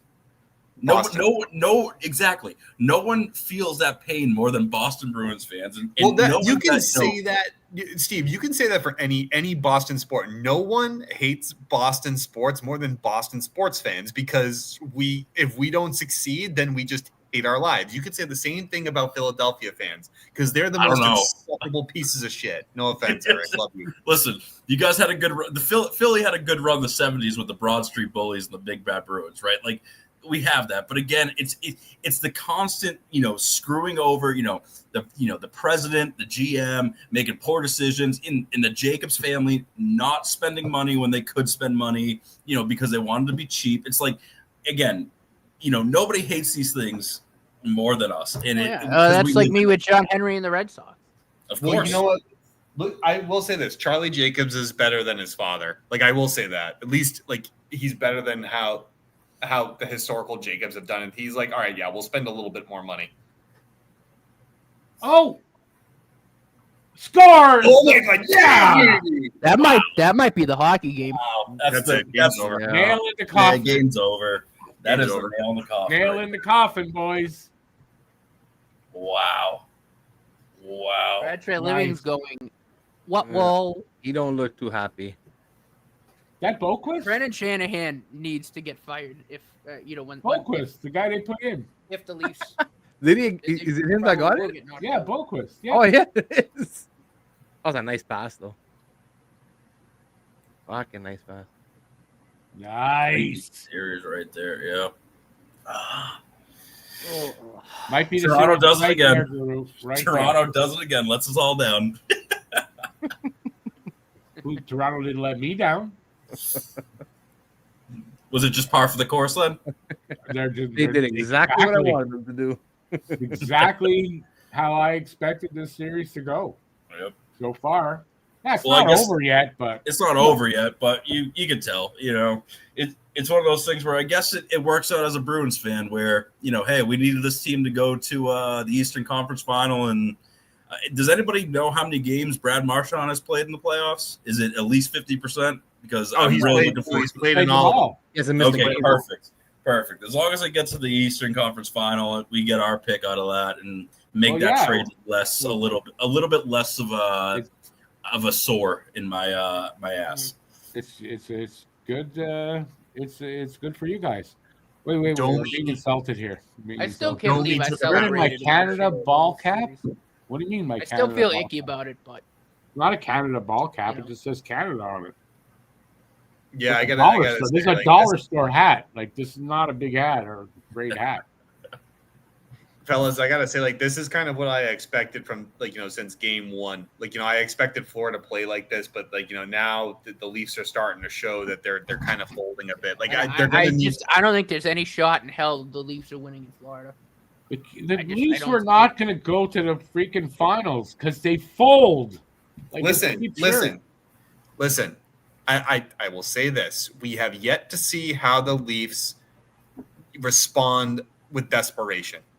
Oh no, we have for like the We last have, 7-8 years. No, but not. well, Let's be real here, Cam. Dude. Hold on, Like, but not ever under since- Greg- this whole but- era, it's been nothing but- but folding. Once But you not know, under once the pressure Greg gets too Berube. We have not seen it under Greg Berube. So I want to see how Game 6 intends to go. If Game 5 was in Florida and then they're going home for Game 6, I might agree with you and say, sure, there's a chance. I don't think going to Florida for Game 6, I don't think they've got much chance. Yeah, but you know what? Maybe like being on the road, a little bit less pressure. You don't have the home crowd. Like, There's no such thing as less pressure for them. huh? There's not going to be less pressure because they're on the road. What? But I see- They've I got think it immense could be. pressure to win this year.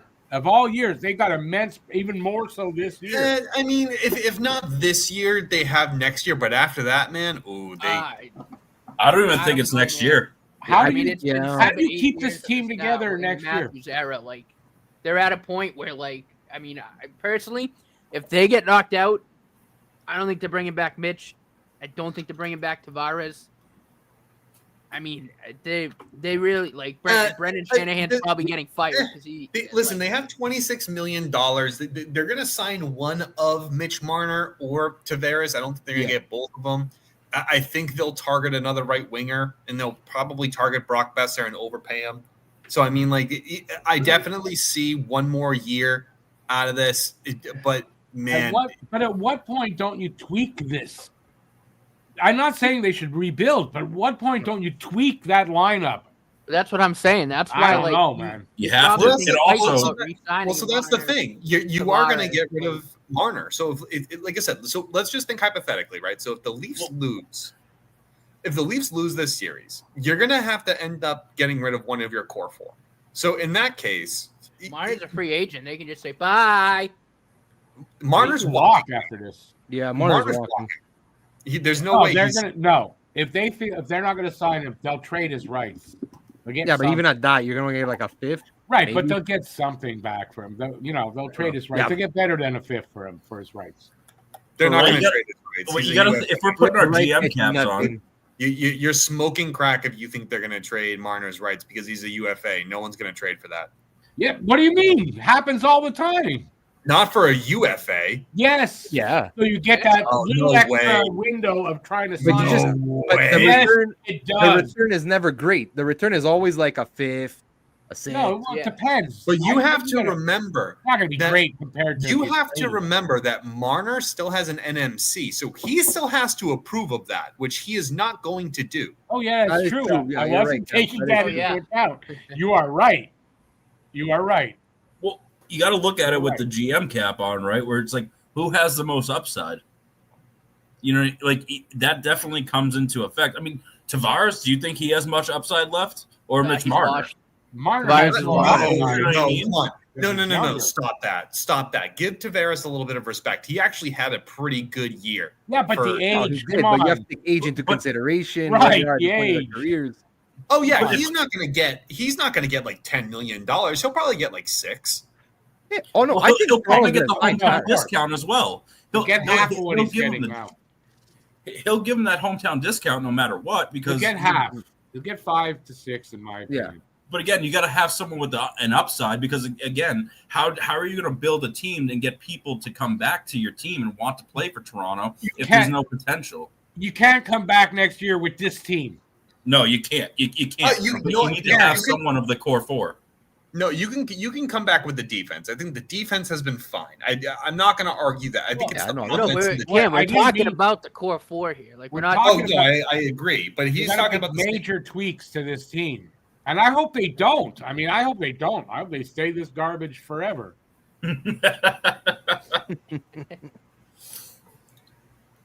Oh, what? No, but like also at the end of the day, like I think if one of the two is to come back, most probably it is going to be Tavares, just because at that point, like if you lose Tavares, then who's your 2C at that point? Because they have nobody in the pipeline. 100%. And well, it would be Domi. Your option is Domi. You want to go into next season with Domi as your 2C? Is your 2C? That's crazy. No, that's crazy, Cam. Well, they got a tweak though. But hold on, hear me out. Okay. They could go for Sam Bennett. They could. Oh yeah. Oh, 100%. I was actually going to mention that after. Like, yeah. So realistically speaking, but outside of Sam Bennett and Brock Besser, there really isn't much out there right now. You could go for Jonathan Drouin, but he's been more of a winger. They got to do something about their culture there. It's a losing culture. Well, that's why they brought in Berube. Yeah, they got to continue and make tweaks to make whatever the window is. They've got to do something in the off season to make that a possibility for next year. So they got to move a couple of guys and bring in some, it's got to be more than one player. Yeah, it has to be more than one player. But the thing is, also you got to think about it. Like, you guys aren't really baseball guys, but George Steinbrenner, right? Win at all costs. Like, I don't care what it costs. I don't care what it entails. Win he literally didn't. Costs. They had the biggest payroll ever. Like they always had the biggest payroll. The Yankees. It's like the Dodgers now. Mm-hmm. Fucking ridiculous. No, but that like I was saying anyway, like Marner I think definitely walks.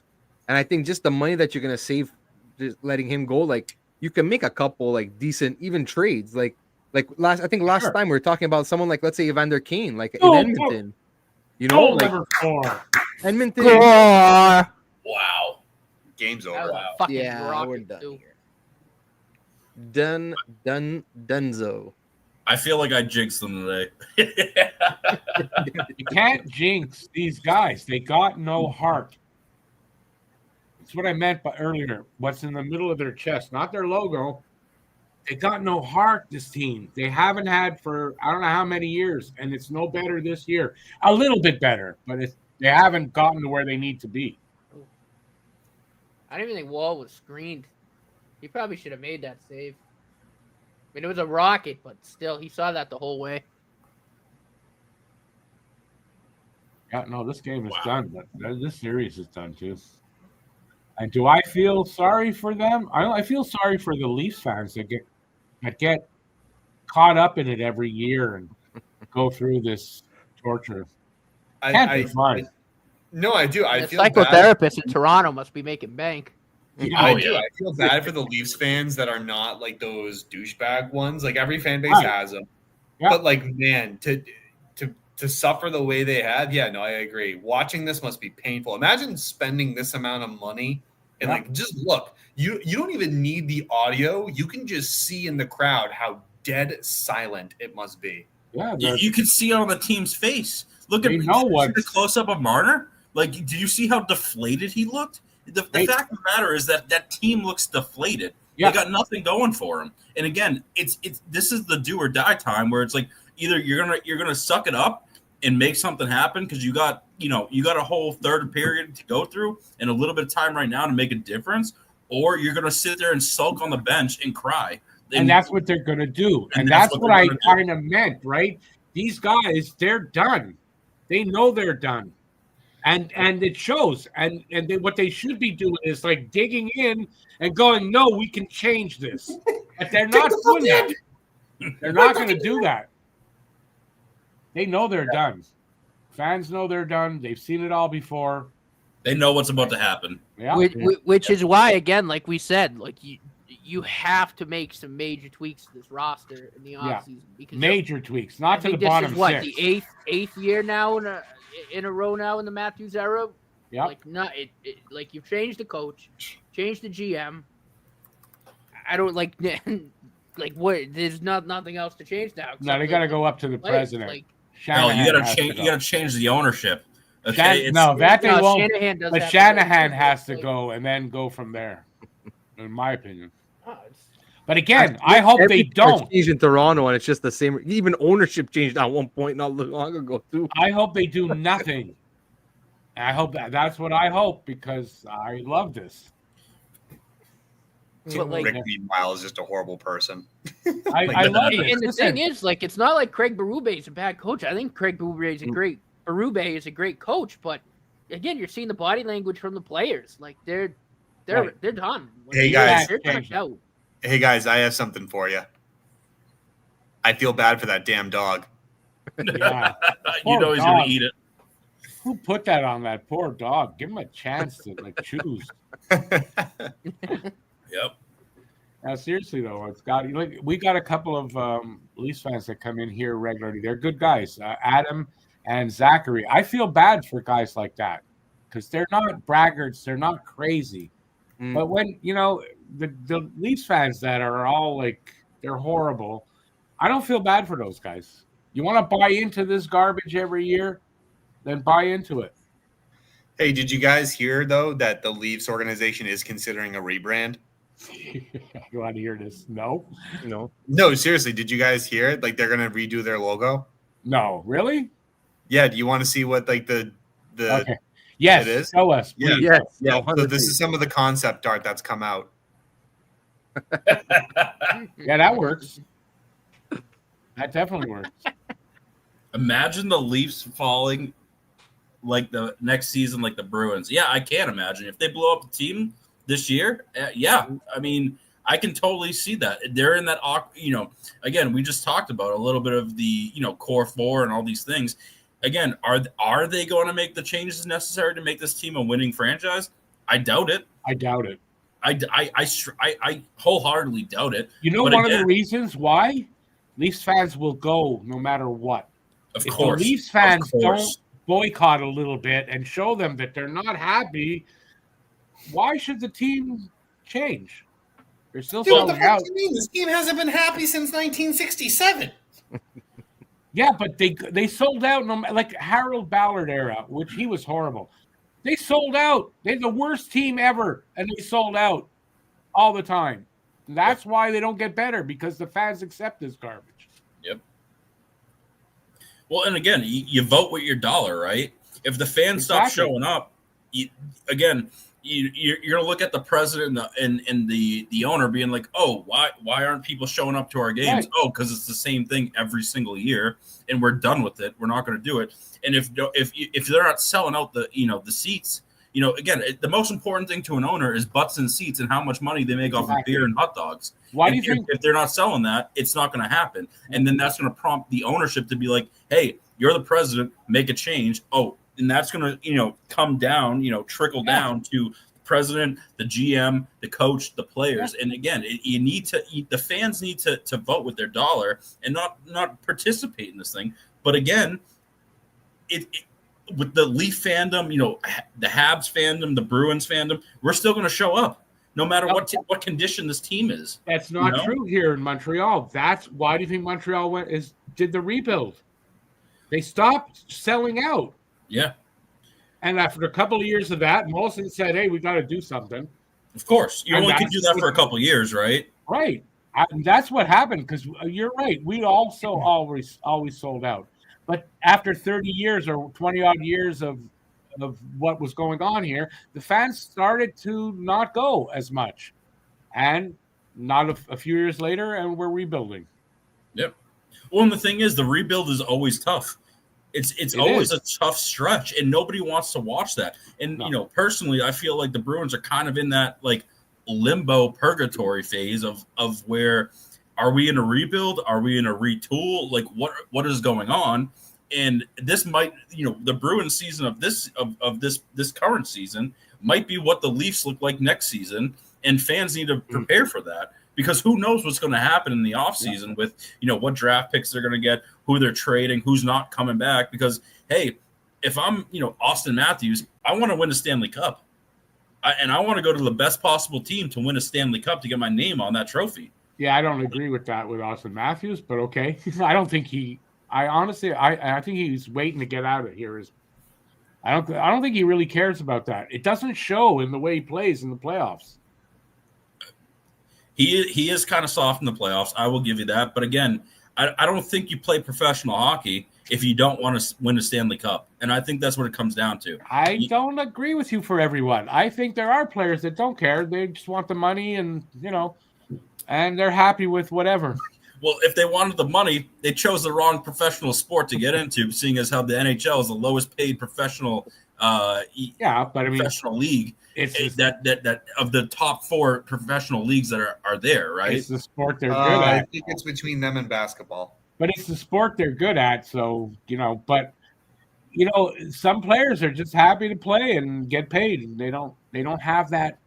Actually, I'm sorry. Drive. I think if you did it on a per game basis, it's baseball. What do you mean? If you counted the salary on a per game basis, I believe actually baseball is the lowest played, because 162 games, but divided by their annual salary, I think they're the lowest paid. But the thing is, have you ever seen a $450-500 million contract ever? And granted, you know what? I'll give the respect of the per game check, as opposed to signing bonuses, playoff bonuses, and that stuff. But the fact is, the money isn't there in the NHL, and you're not seeing $400 million contracts in the NHL. Actually, I think in baseball you have like at least a $50 million player, right? Someone's getting $50 million a year. Of course. Yeah, but then so even if you consider, like, let's say in hockey there's 82 games, in baseball there's 162. Mm-hmm. So like even at, let's say you cut that by half, you're still making, let's say, $25 million. Like for a baseball player, I'm saying like the highest paid baseball player will still make more than the highest paid hockey player. If you understand what I'm saying. Of how many games. If you're looking at average, though, if you're looking at average contract, I guess no, it would still be lower because of if you take into account the $900,000 salaries.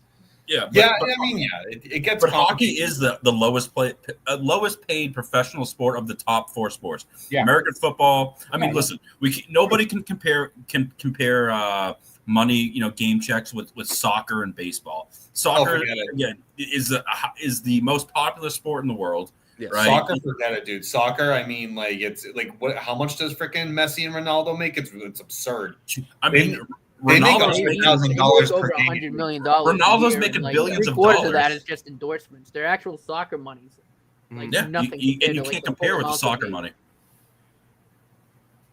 I mean, it's nuts. Yeah, soccer's ridiculous. But no, but like back to the Leafs, right? I think this offseason they really have to look maybe into like a retool, because like we were saying before, like even like let's say Marner walks, and like Cam, you brought before, Sam Bennett, right? Let's say they let fucking JT walk. Tavares, like, thank you for everything you've done, but like we're going in a different direction.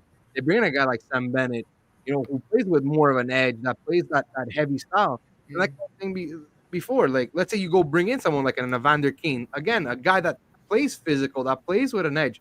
These are the guys that you need to succeed in the playoffs. Yep. Exactly. Yeah, it's nice to have like 1 or 2 of those guys in your bottom 6, but these aren't the guys that are making the difference right now for the Leafs. Like, do you want a guy like Evander Kane? Like, you could argue he's starting to get washed up too, and he's probably. But look what he's doing right now for Edmonton. Look. He's doing a lot for Edmonton, and you can't deny it. He brings the physicality. Him and Tread Frederick, once they got healthy, that's when fucking Edmonton started taking off, because they started like invoking their will onto these games, and like again, they might not always show on the scoreboard, but like these guys are making a difference in the series, and these are the guys that Toronto lacks. They don't have any of these guys in the top 6. Yep. They had a guy like Hyman, they let him walk because they couldn't afford to pay him. And they have Nyes, but Nyes is still young, so it's good young. You have him. But they need to bring in at least 1 or 2 at least more of these guys to if you really want to succeed in the playoffs. Yep. Yeah, it's it's not only that too, but again, Austin Matthews is making $13.5 million. He has 2 goals in the playoffs. And that can never ever happen. Something wrong with him. Like the only point I wanted to bring too is there a single player on the Leafs roster that has played in a Stanley Cup final game? Well, Ekman Larson and Carlo, right? Stolars. Okay, but let's say you bring in a Sam Bennett, a Stanley Cup champion, right? 2 seeds, whatever. Steve. One quick question to Matt, because he mentioned Carl. I heard Carlo. What was the question? Oh, was he on the? He was on the 20. He was on the 2019 team, right? That made the final. Yes, he was. He was. Sorry. So okay, go ahead. Go ahead, Steve. To your point on Sam Bennett. Sorry. It's just you need to bring in guys that have the experience, and it's not even just for the team. It's for the specific players like Nyes, right? He's a young, talented kid who can potentially bring that franchise to a winning season. And you know what I mean? You bring guys around him. It's that whole, for lack of a better phrase, it's the Boston Bruins mentality, right? We have these guys like a Zdeno Chara, Patrice Bergeron, where we have these guys who have played at the highest level in championship games, Stanley Cup champions, and they're bringing in and they're developing younger guys around them to bring in that winning mentality. Again, mentality is a huge thing, especially with a younger player, where you want them to develop and you want them to be the captain of that team and lead them into a Stanley Cup final and hopefully win a Stanley Cup final. You need to bring in guys who know what it takes to win at the highest level. Yeah, that have the will to do it too. I agree with 100% with what Steve's saying too, and to further that. So let's look at the Leafs real quickly overall. I mean, this game's not over. There's still a third period to be played, but they're not. I don't think they're going to score 4, let alone 5 on Florida with the way they're playing currently. But look at what Toronto's done. I think they've done a lot of things correctly. They fired the GM. Mm-hmm. They fired the coach. They tried multiple things. The only thing that they haven't changed, and we've already touched on it, is the core 4. So they need to make those adjustments. And to Steve's points, when you make those adjustments, so let's just say Edmonton goes on to the Cup final again, or do you bring in a guy like Corey Perry? Do you bring in a guy like Evander Kane, like Eric suggested? What do you need to do? Because look at who they also have there. Brandon Carlo. He's been to a Stanley Cup final. You have a couple of these guys that have actually seen those environments, but maybe do you give them an opportunity or maybe an alternate captaincy? Something like, they even changed the captaincy. They took it from Tavares and they gave it to Matthews. So what else do you need to change outside of the core four? That's been a part of the problem, because I don't think the problem is Greg Berube at this point. I don't think it's the coach. It's not the GM. It's what Rick said a lot of times about Hart. It's the players. You need to find guys that are be willing to dig deep. I mean, look at McDavid. Right. They almost reverse swept Florida last year, almost. And you could argue, and we've touched upon it many times, you could argue that Florida probably shouldn't have won the cup last year with the way Edmonton played in Game 7. Bobrovsky stood on his head.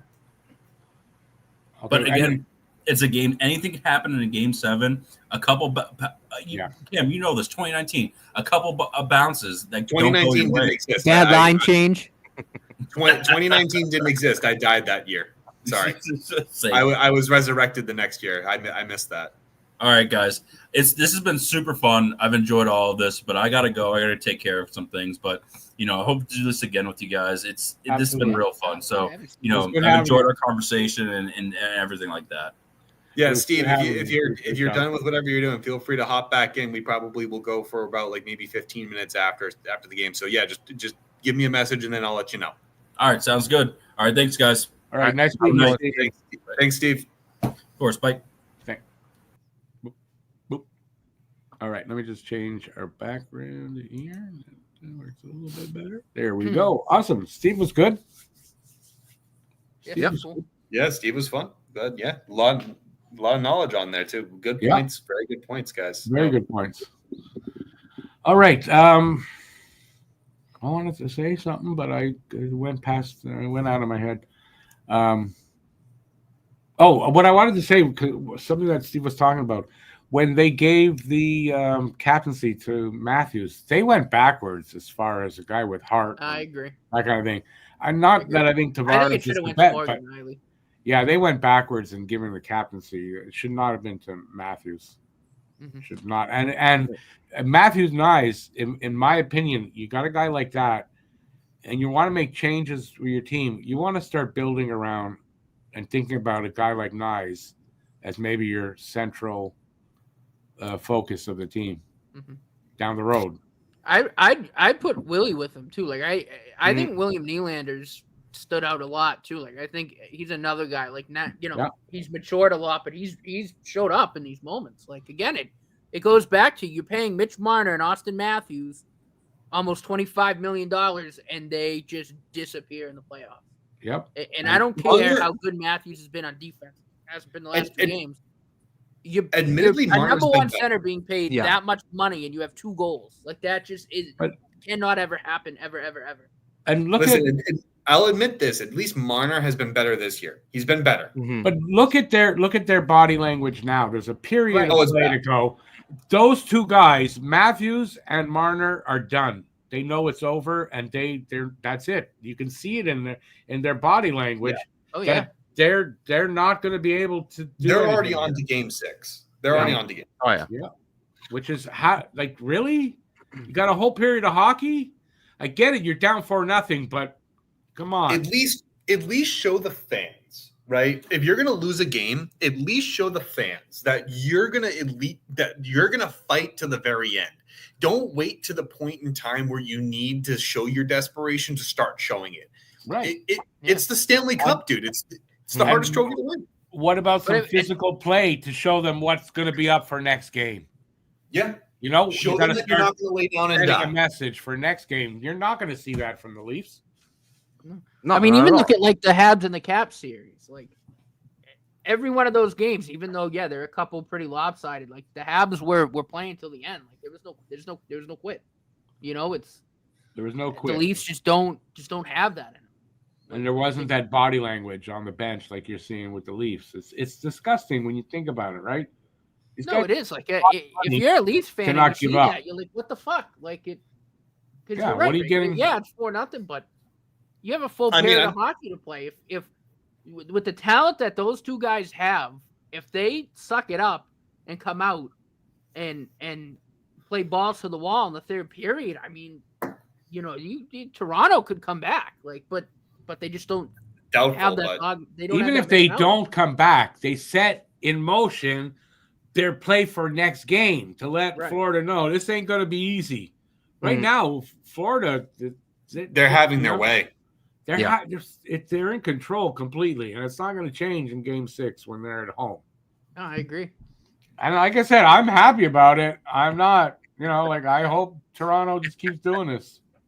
Rick's loving this, eh? Yeah. Well, if it came down to a desperation battle, so if Toronto were to win in Florida, which mind you, that's going to be that's a difficult challenge to do.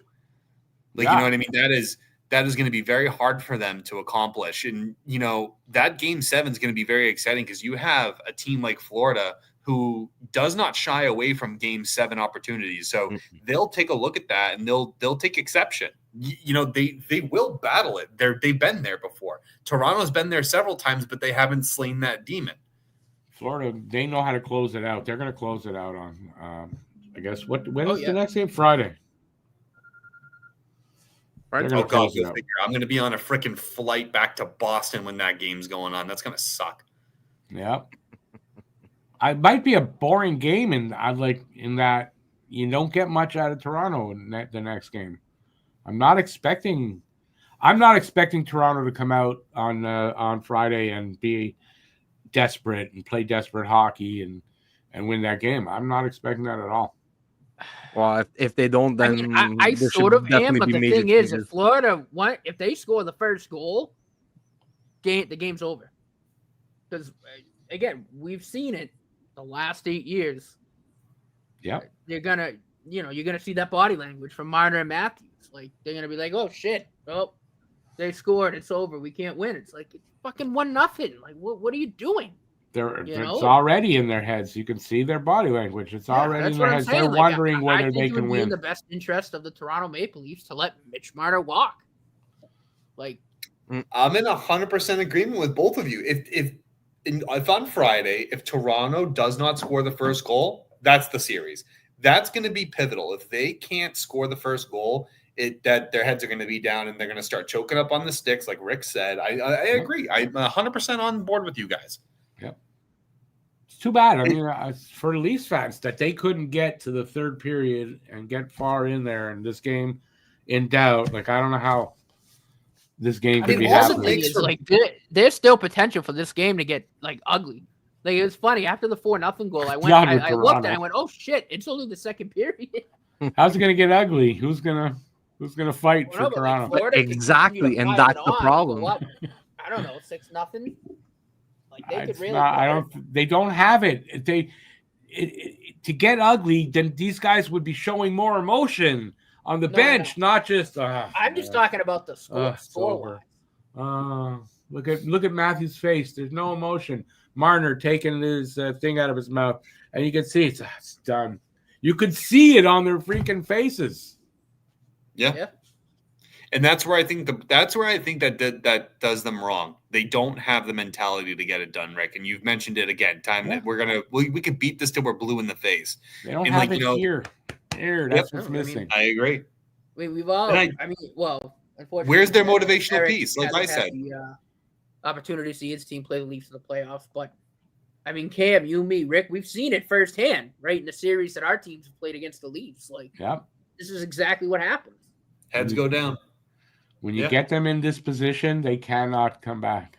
It's what that's a sign to me of. If you look at the way these guys are talented, let's be real. All right, Knies, talented. Marner, Matthews, Nylander, they are talented players. You have to be. You're playing in the NHL. You have to have some degree of talent, right? And for them, they're very talented players. I don't have to like the Leafs, but I can definitely recognize good talent. The only problem is that talent. Good talent. That's where the frustration comes in because they're not doing anything. Well, that's to my point. Is just do you ever wonder with the way they hold themselves? Is it kind of like they were always handed things to them? Do they just expect these trophies or anything to come to them as if just because they're the bee's knees and they are talented that it's going to come easy? No, that's not how you win championships. Championships are won through blood, sweat, and tears. Yeah. So do it. They don't have it in them. They're not those type of players. It's a team too stocked with players that don't have that aspect of their game. You can have guys like that through your lineup a little bit, but man, if it's the bulk of your lineup are guys like that, you're not winning anything in the playoffs. Exactly. Like the biggest problem with the Leafs is it's just basically it's redundancy. You have too many of the same type of guys. Yeah, exactly. And like you look at perfect example. Look at Florida. Who would you say on Florida is really like that massive 100-point superstar? Who? Tkachuk. Barkov. Yeah, Tkachuk. but maybe Right. like 90-point whatever. But these guys bring different elements to the game. You know what I'm saying? It's like but you have guys like Matthews, like Marner, like Nylander, like Tavares. They're just very similar. They're just skilled players, but they don't bring much else to the table. It's just wave after wave of the same thing. Exactly. So that's why you need to balance your team. You need a more balanced team. Yeah. Like one of the big, and I understand why they did it, but one of the biggest mistakes Toronto did was trading Nazem Kadri. Yeah. It was in the end, yeah. And I understand. Look, the guy was getting suspended in the playoffs and whatever. But look at Colorado since Nazem Kadri left. They've been searching for another Nazem Kadri, and they can't fucking replace him. And they won the cup with him, and then he left. And look, I think they haven't made it past the second round either. Colorado since they won the cup. True.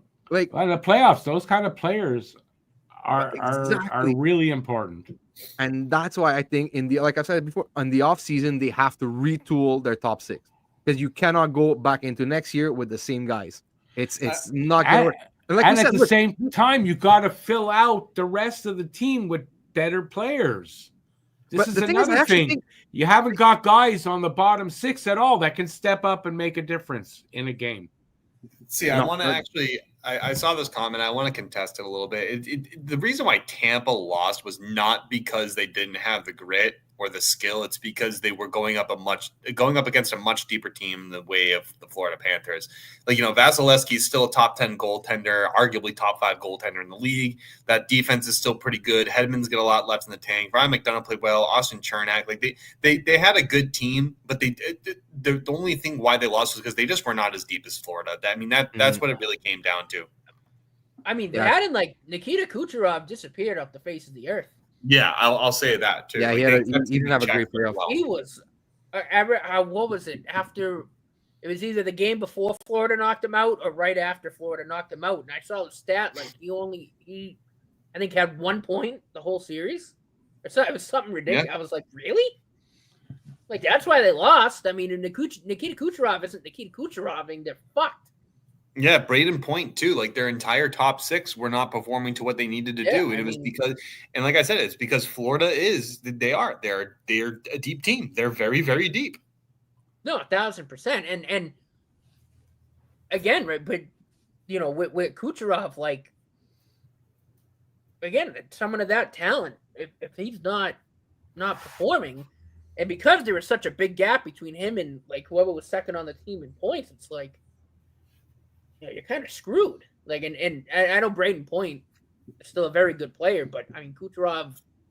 But I don't even know what year in a row it is now. Is in a finalist for MVP again. It's like, when your top guy. I would even say a equal comparison to Tampa would be Colorado. Tampa. I mean. When you look at Colorado and Dallas, when they played against each other, those were two I would say almost equally as deep teams. I would argue Dallas was deeper, but it was close. You know what I mean? Like you just look at it and like any one of those teams could have came out of that. No, I mean it was, and look at Colorado. Like McKinnon showed up, like he always does. Makar showed up, like. Yeah, Coyle even had some good opportunities. I mean, Brock Nelson was a huge guy for them. Like it's. No, 1,000%. And what lost Tampa the series again? It wasn't the grit or skill. It was just that they were unfortunately their bottom six just was not good enough to compete with Florida, and their top six was shut down. Well, Vasilevsky was like okay. I think he wasn't great in the series. He was okay. And the depth. Like, look, that's what happens when you go on these runs and you have to start having to pay some of your players. It's you lose the depth. They lost the whole. But again, it also, I think, also shows kind of a bit of a glaring weakness for that team. Like, and again, not that it wasn't kind of obvious with again the point totals Kucherov gets, but it's like we really kind of saw like, wow, if you take Kucherov out, they had nothing. You know what I mean? Like they couldn't do anything. No, when your best player is not playing to his best, you can't. Well, no, it's hard to exactly. win, and that's Toronto. Matthews is not there. How are they going to win? No. And again, nobody to step up. We've said it several times. The fans, like, you know what I mean. It sucks. Being a fan, like, I'm as much of a Bruins fan as I am. I'm also a huge fan of just the sport of hockey in general. Like I have several other teams' jerseys. I have a Colorado, Anaheim jersey, although I'm going to have to burn that because of Quenneville. And I have a Kraken jersey, and I'm definitely getting a Utah Mammoth jersey because that shit's fire as all hell. But like, you look at it, the fan base, like, you look at it, 67 years, even with the Blues, like when the Bruins lost to the Blues in 2019, was I devastated? Absolutely. But the story behind that, and like, the young Blues fan who is, a sweetheart who was dealing with a pretty severe illness. It was just an amazing she's thing. She's actually doing really well, right? Sorry to cut you off, Kim, but she's actually doing really, really well right now. Like, it's fantastic. Yeah. So, but to see her on the ice and raise that cup, I mean, that was just a spectacle to see. Absolutely. And maybe that's what the Leafs need too. Maybe they need something, like that to also like really give them something to play for, like a devoted fan like that. I mean, to be honest with you, I don't know. You probably have a huge variety of them to pick from at this point, but rally behind something, because honestly, I think without Layla in 2019, maybe the Blues don't win because they were really rallying behind that. I don't know who the Leafs get. I don't know, but they definitely got to do something. Because look, well, they can't rally behind Bieber or Drake. No. Drake had a song made after him, so like we Kendrick Lamar made that very well known during the Super Bowl. I'm a predator. No, sorry, I didn't say that out loud, did I? No, but like we mentioned before, like look, they've changed the coach 3 times now. This is like Broby's like the third of this or the fourth. I don't even know at this point. Yeah, but in this run. Huh? Do we want to count Babcock? Because I think that might have been a mistake for them. Yeah, but it still counts. He was there. He brought them. He was there for a few years. Then Sheldon Keefe. Now Berube. So the coach has been changed. The GM has been changed. Like we said, ownership has been changed. So at a certain point, I mean, the only common denominators now are Brendan Shanahan and the players. I don't think it's Shanahan, man. I think you like Eric said, you changed everything but the players. Exactly, you've changed everything but the players. So. Certain point, I think we got to rethink things. But they won't. Shanahan is handcuffed. Underway for the third. He handcuffed Dubas because Dubas was gonna make some big moves, and Shanahan went out of his way to tell the core 4, nobody's going anywhere. Dubas was like, "What the fuck?" By the way, can someone call 911 because there's a loose animal in Toronto? What? The Panthers are going crazy. Panther. Oh. Come on, Rick, keep up. Born to be a Hab. Be nice asked, old. Born to be a Hab asked, "Who's going to want Matthews in a trade?" I'll lead off. Yeah, I would take him.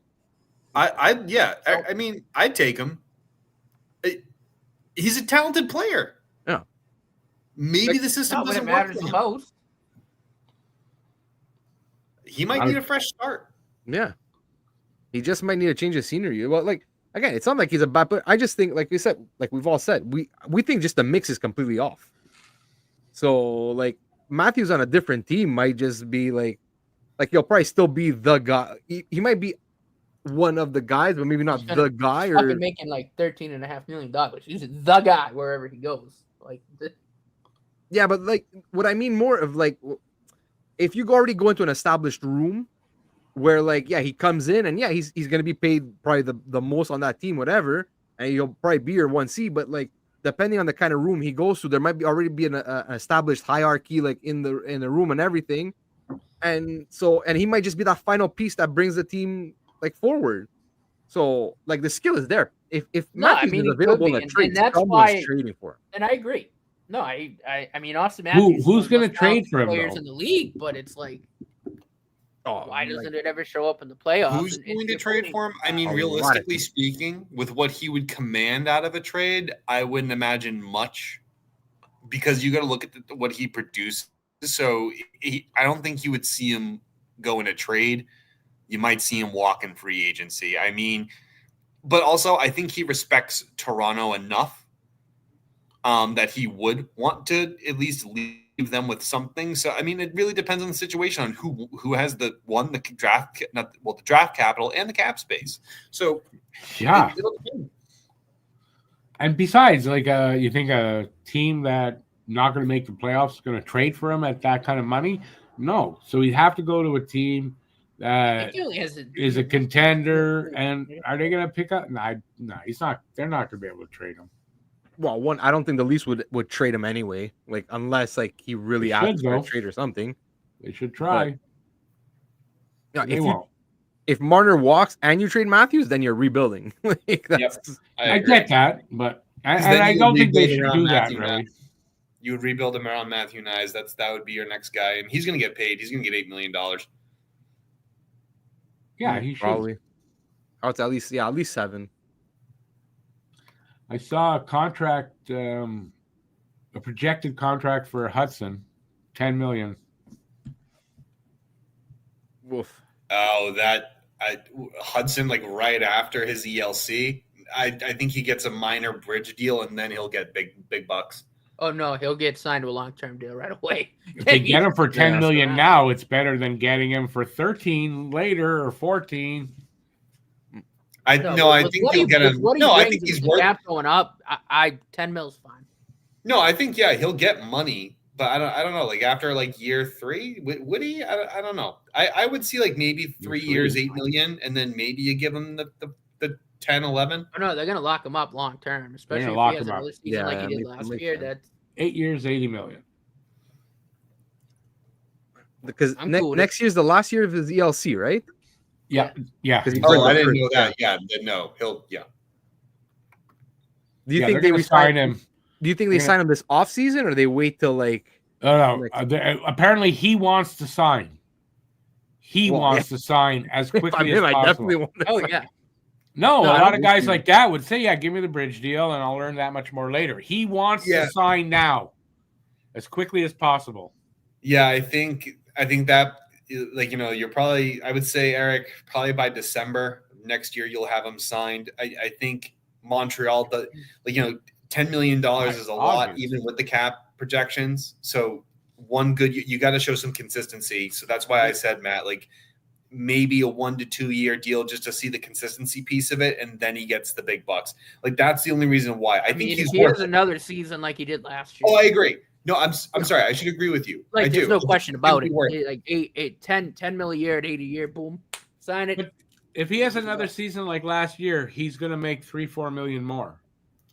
So you sign him now at 10, not $3-4 million on top of 10. Yeah, I don't disagree with you. I think he's going to be worth the money, but I think you can't, he's not McDavid, right? You're not going to do that immediately after 1 year of an ELC or give him the captaincy, right? He's not a 100-point producer, so he needs to show some level of consistency first, and I think that's because of his draft position and everything like that. Now, do I still think he's going to get that money? Absolutely. I think he was a steal. I think he's a stud defenseman. I think, it might not be that high of a contract right away.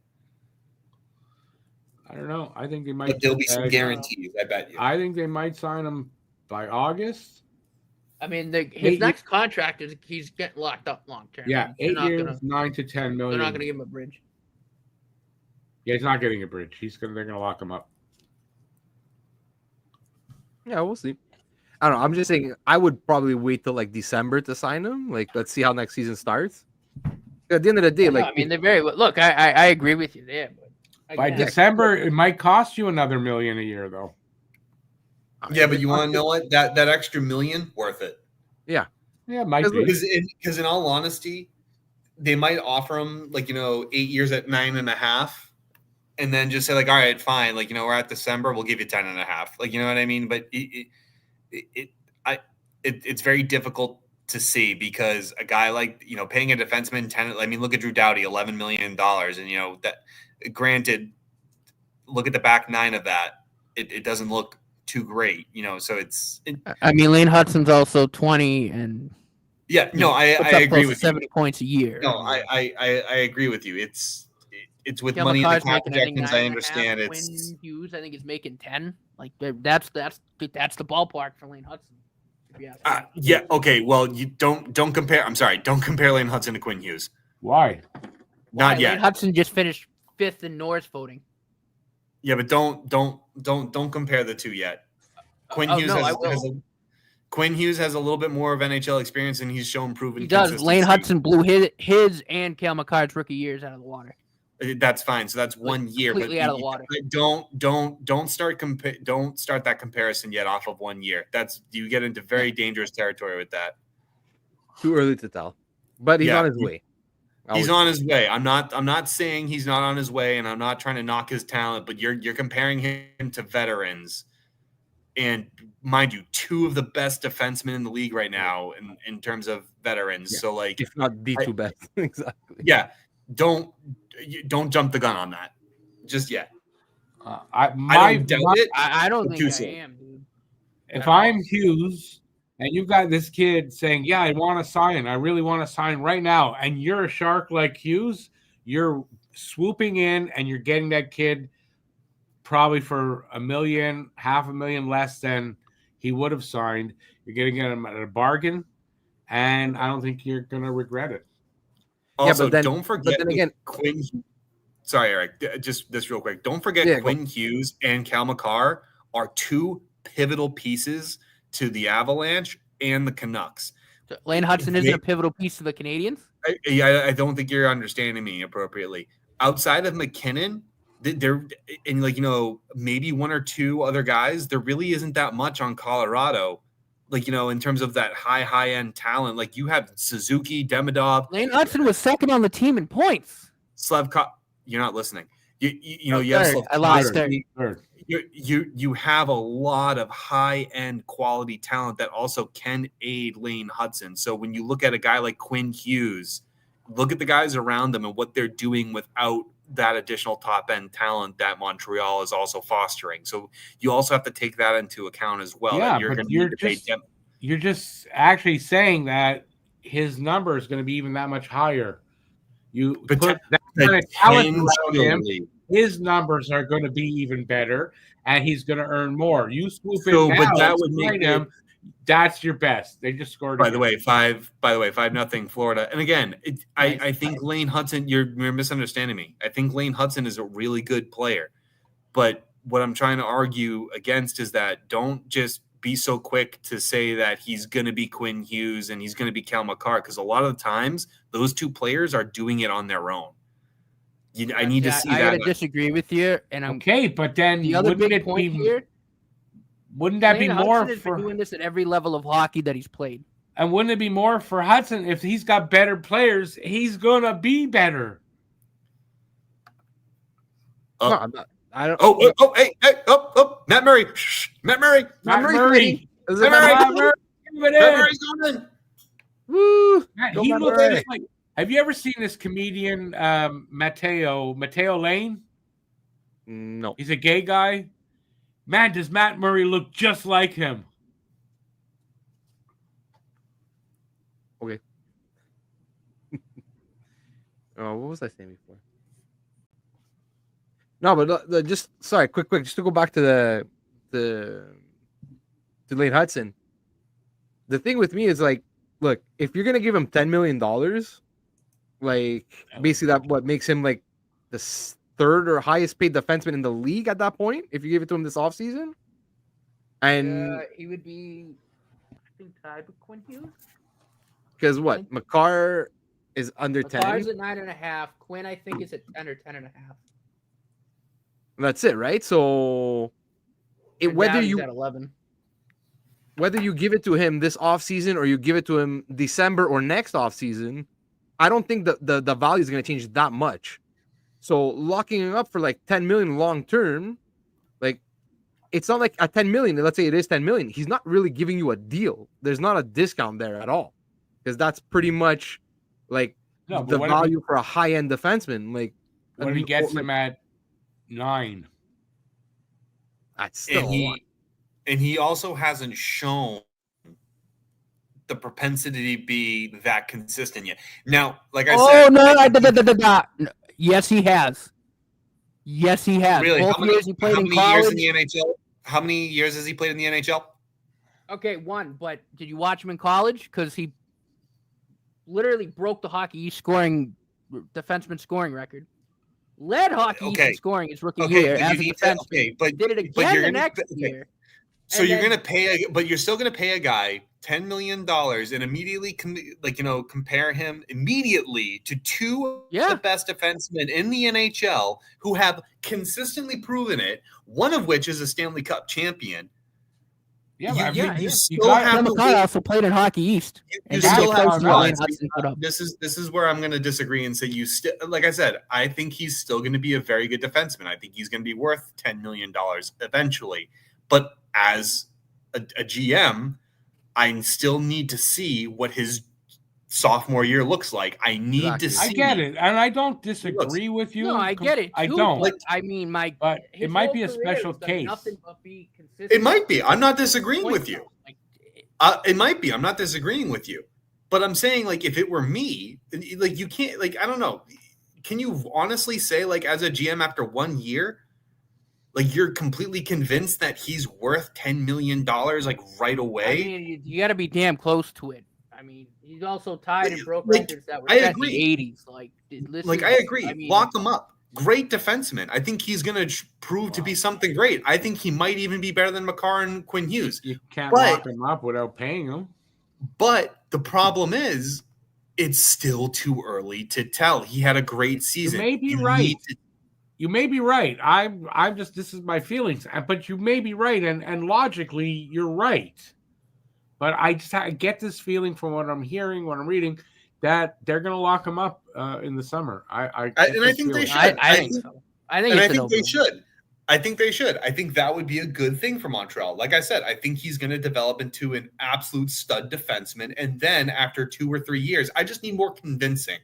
Like, you know what I mean? It's not that I don't think he doesn't have the talent. I think he does. I think for me, as a player or as a coach or a GM or anybody, the one thing you want to see out of your potential stars is, cool, you had an amazing performance. Can you repeat it? Yeah, no, I get it. I don't disagree with you. I really don't. I just think it's a special case with a special player that I don't know how they see it. And more than likely, you're right. That's probably how they see it too. But I don't know. From what I'm hearing from people who know better than I do, it seems like they're going to sign him this summer. Yeah, as they should.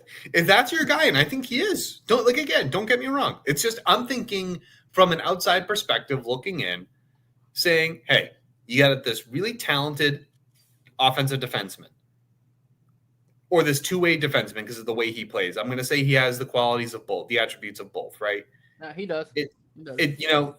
He's a stud. He was an absolute steal. Probably in a redraft, he likely goes second or third. Yeah.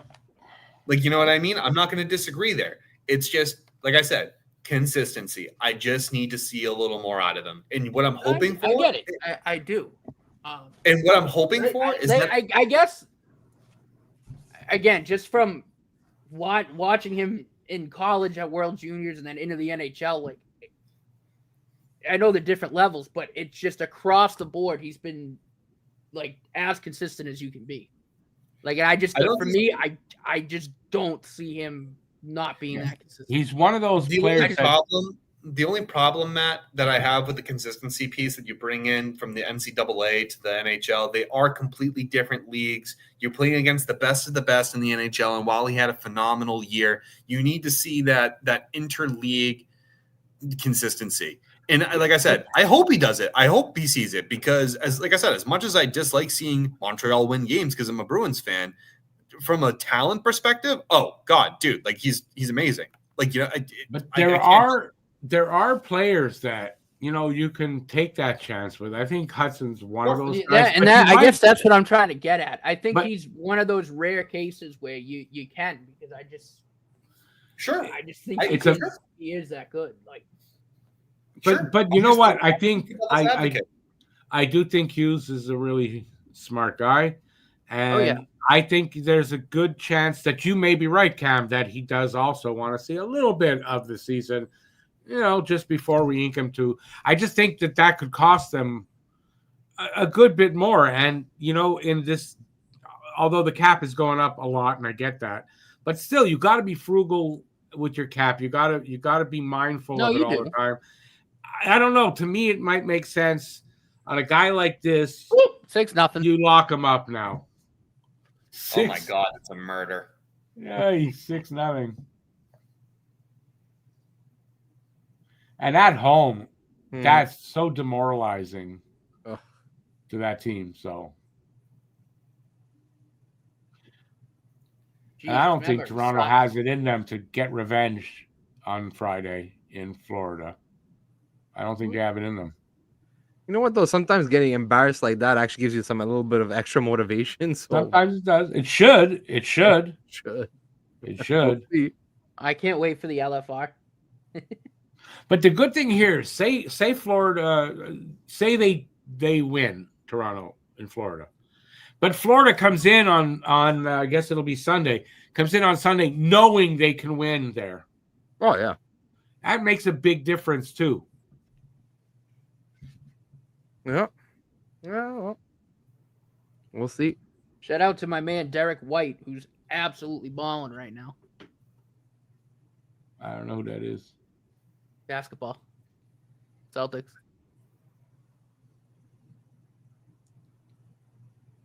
Well, it's a long period. Yeah. Right. No, if you're a Leafs fan, this is like fucking eternity. It's got to be. Especially when they've done nothing. How could this team have not come out in the third gangbusters? And they didn't. And it's worse. Yeah, if you're a Leafs fan, this has got to be excruciating. Oh, Austin Matthews' jersey's got thrown on the ice. Yep. Did it? Yeah. A couple. Nice. There's the fans telling Austin what they think of him. Too bad it didn't get thrown on fire. That would have been even better. By the way, speaking of going back to, well, I know Lane Hudson's not an RFA until till the end of next season, but Matthew Knies is a free agent. As soon as July comes around, he's an RFA. I mean, he's gonna. They're locking him up right away. Matthew Knies is gonna get 8x8, and they're not gonna take a chance to have someone offer sheet him. No, 1,000%. But I'm saying, like, that's again why. I think oh my God, it would be so freaking funny if Minnesota swoops in with another fucking offer sheet. It would be. This is funny because Guru asked, "Where's Adam at?" Adam is one of our resident Leafs fans. Mm-hmm. A good guy. Yeah, he's a good guy. He's a good guy, but he ain't here tonight. I don't blame him. I wouldn't be either. That's for sure. No, definitely wouldn't. This was a tense one. But you watch this one at home by yourself. Yeah, which in shame. Oh, without your Leafs jersey on, because too hard to wear it tonight. Oh man, I'm just, I'm not surprised really, but isn't it a bit surprising you're not seeing more fight from the Leafs here? No, they're the Leafs. Right? You'd expect being down this much, they'd start getting physical, but they're the Leafs. And even that, right?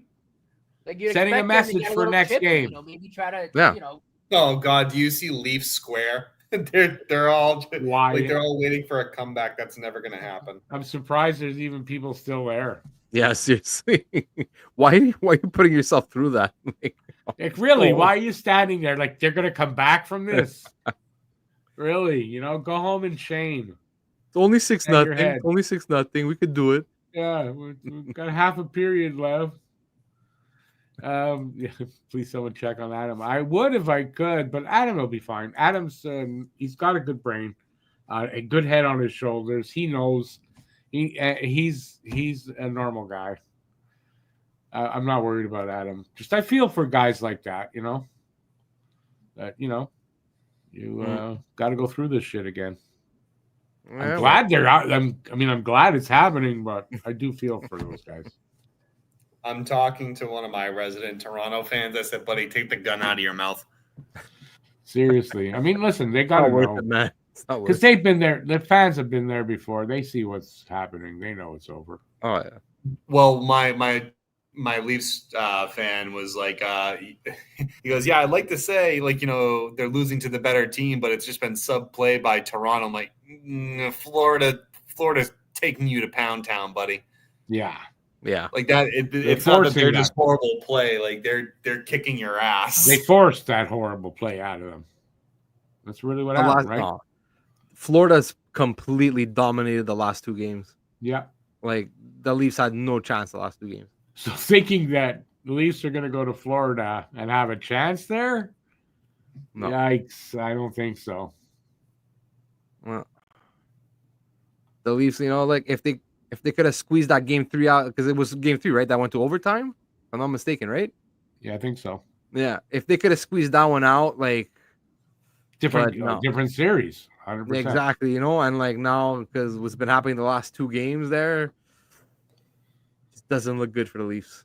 It was not look good for the Leafs. Joe's younger sister is a Leafs fan. Yeah, don't. Well, she knows the result if she's a Leafs fan. Joe, no, she will anyway. You won't have to tell her. Well,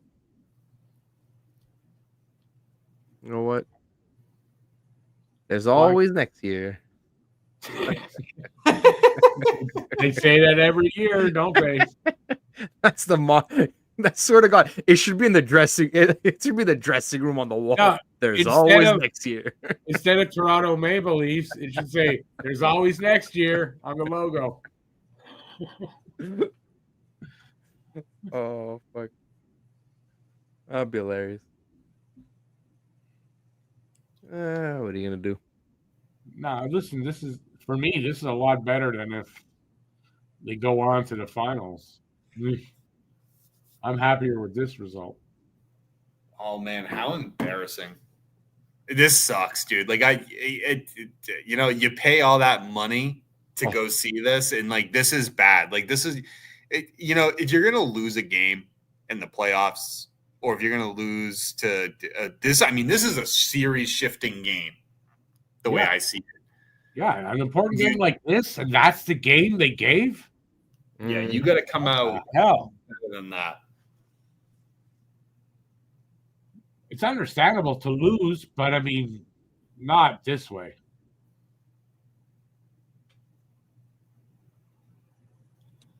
Yeah. Oh man, they're just totally inept when they need not to be. Too much pressure. They've got too much pressure on them now. Well, yeah. How do you imagine this is going to impact their ability to play? That's what I said. It's Here we get some stuff going on. Still, I mean, even that's not pushback, man.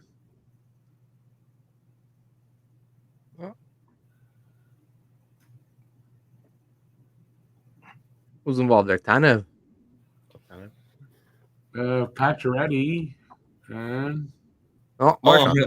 Hey, Marchand, go figure. Go figure. Of course, they show him. Of course.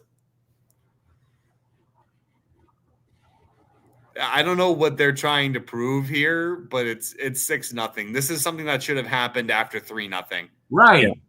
This is a little too late to be doing this. Exactly. Doesn't prove nothing for you. Oh, helmets are flying. And is this really the team you wanna do this against? Florida's bigger. I think Tanev's trying to slow dance with Mikkola. At one point, it looked like legit, like he looks like he's in like a cat fight where he's look at Kachuk. fucking hands. Look at Kachuk's face. He's enjoying this. What a douche. Oh, and Leafs fans are like, I'm sorry, not the Leafs fans. Like some of the players have smiles on their faces. I'm like, do you not understand where the fuck you are in this? There's a lot of empty seats there at this point.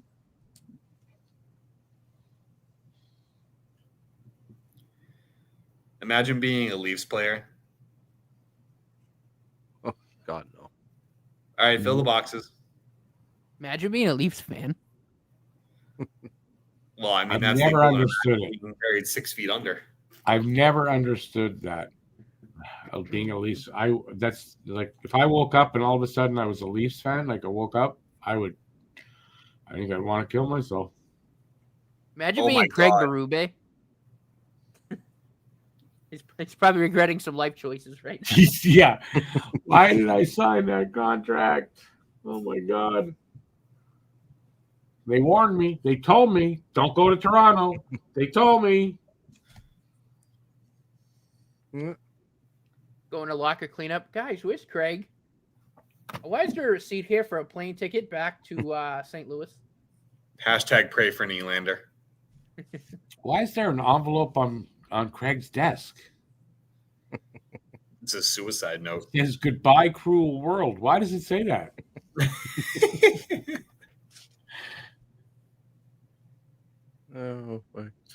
Oh my God, this comment by Joe. Oh God, yeah. Oh my God, I'd love to be in that room at the end of this game. You guys ever This hear? should have been the year they filmed that Oh, documentary. Marchand's gone. Have you guys heard of Coach Chippy? Yeah. So he he's does guy. videos on Reels on Facebook. Yeah, he's awesome. Yeah, he's gonna do that.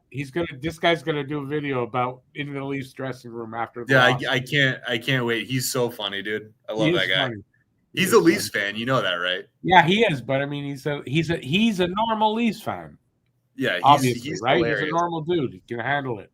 Shout out to Coach Tippy. Hey, Coach Tippy. Yeah, you should definitely give us a like and a follow. We love you. He's getting popular, man. Yeah, have you seen him skate? Like, he's actually pretty good. Yeah, Rick, Canadian kid. He's a hockey player. Of course, he's pretty good. No, but he's getting he's getting mainstream. Like they're inviting him to things like the games and shit like that. He's getting pretty big. The LFR tonight and Hot Take Hockey's game review. Oh my God, Dangle's gonna be talking like this all night. Rick, John too. Hot Take his game review. And who? John, yeah. Dude, there's another guy that I watch that like he just does reactions to games. Like he's a Leafs fan at his heart, but like he does other games too. And he absolutely lost his shit when Brad Marchand scored the game winner in game 3. Yeah. Oh, I did. He was just like he beat the crap out of his chair, and he just goes, "Of course, it's the fucking rat." And the chair just flies across the room, and I'm just like, "That's awesome." What are they waiting on here? Oh, they're trying to figure out the penalties? I guess so. Dude, poor Joseph Wool. Yeah, it's not his fault. Celtics are going to stay alive. Let's go. No, I think Wall was good in the first period. They just didn't support him.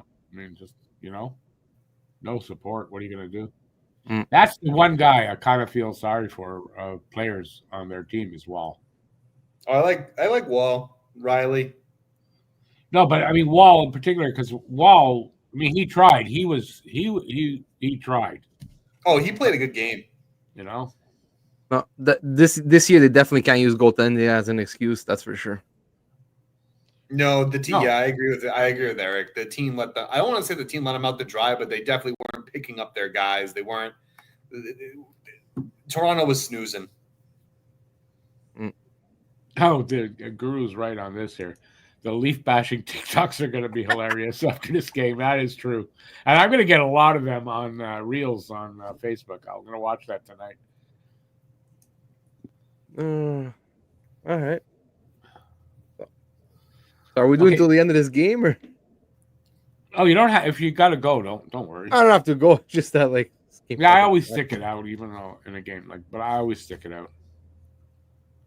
So it turned out Toronto has a power play on this. Like it's going to do it. Oh, they end up with and even if they score a goal, like it's going to help. Yeah, it'll cut the lead to 5. There's still a chance. If we score 1 goal a minute. Yeah. Yeah, that's what they got to do. We can tie it up. Not even win. Nordy, what is I used to say? I can't score in 10 seconds, but he can.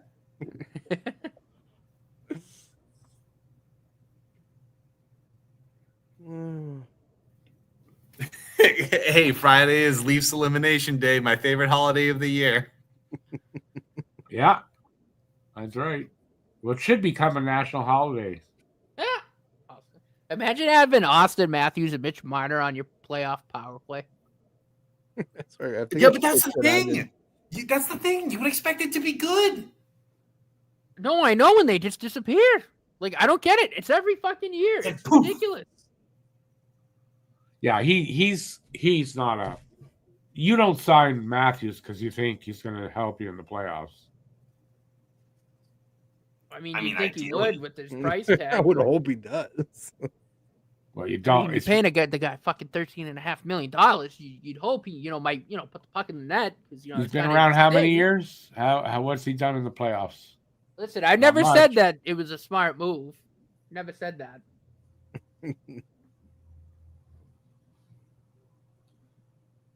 Oh man. Like, Kind of rooting for a shorthanded goal. Mm. I'm just rooting for a goal. Oh, good. Fight him. Kiss him. oh my god, Kiss him. They're dancing. They're hugging. whoever that was had like Lawton. Lawton looked like a fucking dwarf. Yeah, So it was this is the- Mikola. It was Mikola that came in there. He's And huge. somebody else, and I was like, oh my god, he's gonna die. This is the first game that Two we've done Panthers without had, like, Alex, and of fucking course, Florida 8 inches absolutely on him. tears them. Look at that. They're fucking huge. Yeah, Mikola's big. He must be like 6'6". Oh my god. It reminds me of whenever Zdeno Chara would Lot must approach have shit. somebody. Oh my and he god, goes, it's a "Oh, penalty good, I box didn't-" party. It reminds me of when Zdeno Chara used to approach people because he's a fucking behemoth, and he'd be like, "Oh, good, I did not eat your lunch today." You get a penalty, and you get a penalty, and you get a penalty. Joseph, out of curiosity, I wonder if any Leafs players end up playing better once they move out of there. Best example, Buffalo. If anyone, Yeah, I'm taking any Buffalo player, anyone Yeah. that's currently in Buffalo, I'm But taking. does that happen with the Leafs? I wonder. I don't Imagine know. if- Kadri, he won a cup. Who? Dude, look at Rasmus Kadri. Dahlin. Imagine Rasmus Dahlin on literally any other NHL team. He'd be a fucking stud. He'd probably have 300 points. Oh, I mean, Kasperi Kapanen's been playing really well since he left. Like the league. shit, dude. Like, dude, Josh. What was it? Not Josh. No, Dylan Cousins in the playoffs was pretty freaking good. Like Christ. that's Yeah. Buffalo. We're talking about here now. No, but Or- Toronto. That's what I'm saying. Toronto. Kadri, Mm. Kapanen, they both played very well since they left. Oh, Toronto. Sorry, I thought. Yeah, no, but I was like using that as an example too. Like it's crazy. 4:45 left here. Yeah, I mean, look at Ryan O'Reilly. When he went to St. Ryan O'Reilly. Louis. When he went from St. Louis to Toronto, he kind of sucked, and then after that, he's like, "Oh, okay. Well, I'm gonna go back to being myself." Did you see that they tried to sign him again? He said, "No, I'm not going back there. Nope. He said, "I'm good." I'm not going back there." See, just that should tell you something. Like, Yeah. But Like- that's what I mean. No, I'm with you, Eric. Like that, it's bad. there's an issue when this guy, a cup winner and like a proven leader, And he just was said, "You pumped know to what? be there. I don't you want to see- be here. I don't like the vibes." Yeah, I'm not coming back. And when he got there, he seemed pumped to be there, but that didn't last long. And he was only there for what? Since the deadline. Yeah, Was that- just the run. Yeah, It's he a was there. deadline It was a thing. deadline acquisition. Yeah. Oh man. Because a guy like that would be perfect for the Leafs. Well, they weren't perfect for No, him. I mean that's what it was supposed to be when he signed. And again, it's gotta be Marner's and Matthews. Like I don't know any other players in that dressing room that would cause problems like that because they're both divas. Yeah, that honestly, yeah, I think that You know what I mean? Like that, big like issue. those two guys to me are divas, and I wonder if it's something to do. I don't know. Again, I mean, Hold on. Joe has a point here. It's their girlfriends too. It's not only the players that are not fully motivated. Who's I mean, Marner just had a kid. He should have that new dad strength, but apparently not. So what do you mean by that, Joe? It's not only the players that are not fully It's motivated. their girlfriends too, man. I mean, I There's think gonna- Craig all I'm Berube's saying is there's motivated, but gonna he's be a probably sitting lot there of going, "What the breakups." fuck did I get myself into? This is a bag of shit." You know? Imagine if the girlfriends and wives said, "You're not getting any till you guys win." How many years would that be till that they get none? Actually, that might cause them to win the cup. All that built up testosterone. God damn. And like, I feel like now, if you look at the word insanity in the dictionary, next to the definition will literally be the Maple Leafs logo, because that's what this is for 8 years. What are you talking about? I think it would just be the head coaching position. I think it would just be the head coaching position for the Toronto Maple Leafs at this point. Yeah, Craig Berube is probably going to try to get out of his contract. Craig Berube probably has a couple pills in a bottle of gin. Oh my god! I hope like he's got to like be easy in the locker room after the game. Like I don't want him to yell too much. You know, he's an older dude. You know, look at Kachuk just being a dick to Matthews. It's just so easy. Yeah, because Matthews is a fucking diva. He's a bitch. So is Mitch. Like. That's what they are. They're not. They don't have heart. You know, like Rick says. And oh, buddy, this is so bad. Like, and it doesn't even. You know, it should be embarrassing, honestly, for Leaf fans. Because, I mean, look around the league. Like, there's guys on teams that aren't star players that have way more heart than those two. You know, again, I know. You know, from the Habs' perspective, I mean, most of the team. Like, I think of guys like Gallagher or Josh Anderson who. You know, game in and game out, you know, play balls to the walls. They play their hearts out. It's like, you know, they're not star guys, but they go out there and they try hard all the time. It's like, how can you be making that amount of money, have that much talent, and you don't give a fuck? That's going to be so frustrating. One of my buddies just said a fucking Pee-wee team would perform better in this league than the goddamn Maple Leafs right now. J-Fed.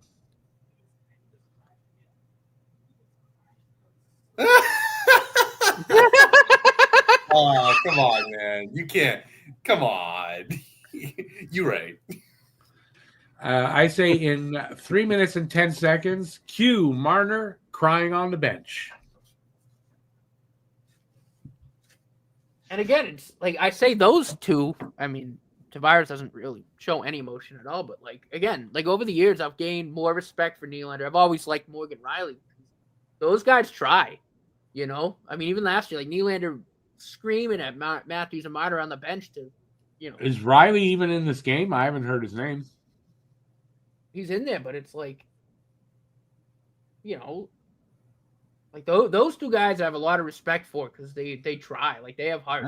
Hasn't you know, stepped up in Nylander's this game. matured a lot. Like but Marner's and Matthews have been the same ever since they got in the league. I don't know what it is, but I don't know. It's bad. Matthews starting to hit guys. It's a little too late, Austin. That's what I'm saying. Like, if you were going to respond, it should have been. Well, I said that in the second period. I think when it was 3 or 4 nothing, I go, this is where you kind of have to start to get chippy. Like, don't wait till it's 6-0 and the game's over. The Panthers don't give a fuck. Buddy, I was saying even like after either goal 2 or 3, start showing signs of aggressiveness or something. Like, you know what I mean? Just show after something. The first one. Yeah, get a little pep in your step, a little spunk. Yeah, no, Rick, I can say like after the first one, like they could be like, okay, all right, we're still gonna stick to our game and one will come to us eventually. But after the second and the third, you got to start like, you know, showing a sense of urgency. Like, you know what I mean? I mean, it's game 5. You have a chance to put yourself in the driver's seat to move on to the next round in the next game, and this is what you do. I realized this too. Like if you think about it, like Chris, I think it was Tanev that said it. Coming up. Here's a Toronto goal. No. I think Tanev said it in the first round, like, you know, against Ottawa, and he goes, "Oh, we're up three games to 1. We're not worried." Like, what do you mean Toronto you're not worried? Scores and breaks the shutout. Like, what do you mean? Like, you're not worried? Do you know what I mean? Show urgency at every point in time. It doesn't matter where you are. What the fuck? I'll just go fuck myself twice. I'm sorry, Kim. I apologize. I just saw Sea of Blue like just crash into him. No, I was saying, like, you know, Tanev had mentioned something in the first round against Ottawa, right? Where he's like, "Oh, well, we're up 3 in the series, 3 games to 1. We're not that worried." I'm just like, be worried. Be worried. Like, you should show a sense of urgency. Yeah, I mean, look at Brady Tkachuk in all those games. I mean, he, you know, granted, he kind of willed the Senators to the 2 wins, but still, like, you know, you need your stars to be like that. to keep playing their hearts out, and they just Marner and Matthews don't do it. Oh, And they yeah. still I guess haven't one proven goal. that they can do it. Nice goal. They cut the lead to 5. With a minute left. It's a goal every 20 seconds. They'll go back in the room. Well, we got one. We got one. We got one. We'll get him next time. Sure. I mean, it was a nice goal. Even go. It's just yeah. It went off the skate of the Never mind. defender. And it was Nick Robertson. Yeah. How much you bet Oliver Ekman-Larsson's punching himself in the dick for not re-signing with Florida? Yeah, probably. At this point, it's like I would have taken half just to stay there. I would have taken $1. Just give me $1. Defer the rest of my contract.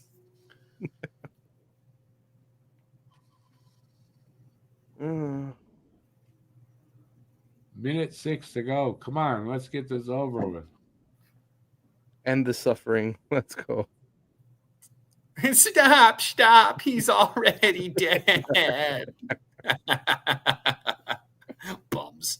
Losers. I can leave. I still can't believe Mitch Marner's a father. What kind of... Leafs have 31 shots? Yeah, a lot of garbage time. I was going to say, when the hell did that happen?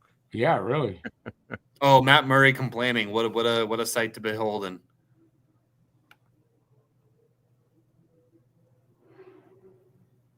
He's really not one to complain either. He's held together with fucking duct tape. There's a minute 6 left. What's the difference? Drop the goddamn puck.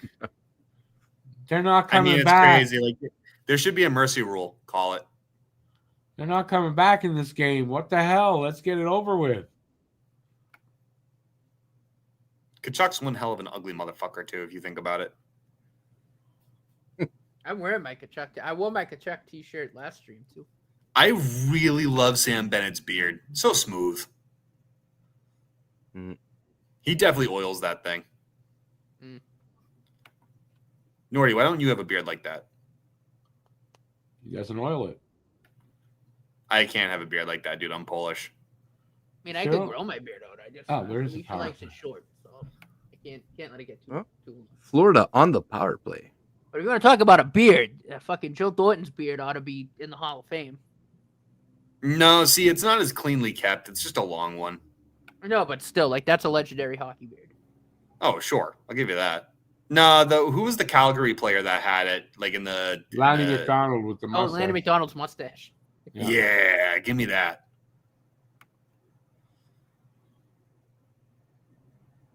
Mm. 38 seconds with 5 goals for Toronto to score. They're going to come back. It'd be funny if Florida puts one more in. Florida's gonna get the one. Florida's gonna get it back. Do you think Toronto pulls the empty net? Pull the goalie. Pull the goalie. Pull the goalie. We have a chance. 20 seconds. They can do it. Oh, they're losing time. They're behind schedule. 1 second. We can score 1 second. Come on, guys. All you have to do is believe. A little too late to start believing now. Oh, there. That'll do it. Yes. Florida wins 6-1. The only thing that they're doing good at right now instead of... Now let's fight. Game's over. Let's fight. Welcome back, Steven. Hello. I'm trying to get everything to work. It's not quite working right now, but you're fine, buddy. Did you see the final score? Oh. I just looked at ESPN and it's 6-0. 6-1 was the final. Say again. Sorry, you broke up. 6-1 was the final. 6-1 was the final. Wow, the brakes were beaten off of them, eh? Yeah, they got. Yeah. Toronto didn't score until what, like the final 6 minutes of the game? Like final 2. Yeah, it was like 2 minutes left or something. Oh yeah, it was like, hey guys, if we score 1 every minute, we're in it. All right. Just fuck over Bobrovsky's shutout. 25 talk right there. We have 40 seconds left. Every 10 seconds. Every 10 seconds, guys. That's it. We're in it. In it to win it. We're in it. We're back. Not Toronto. No, Toronto was very much out of it. They didn't have pep in their step. They're definitely not in it to win. Goes off. Yeah, so interesting setup for Friday. I'm pretty sure Florida's going to win on Friday. Yeah. If Toronto plays like they played the last 2 games, they're definitely not winning that one. Yeah, they're not coming And they're back. done.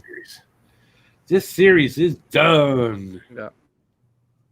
I think they might just be mentally beaten. All right. We hanging out?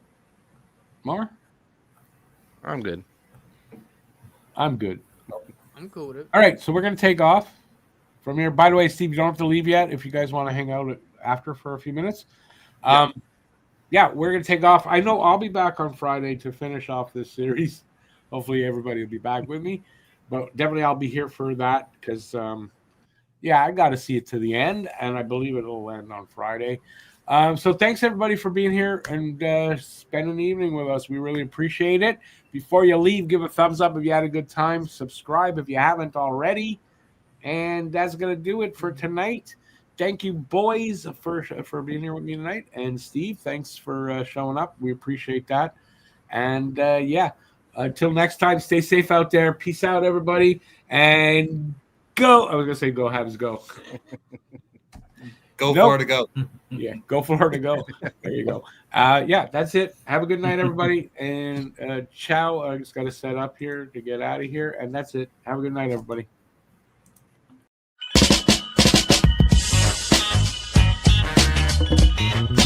Thank you.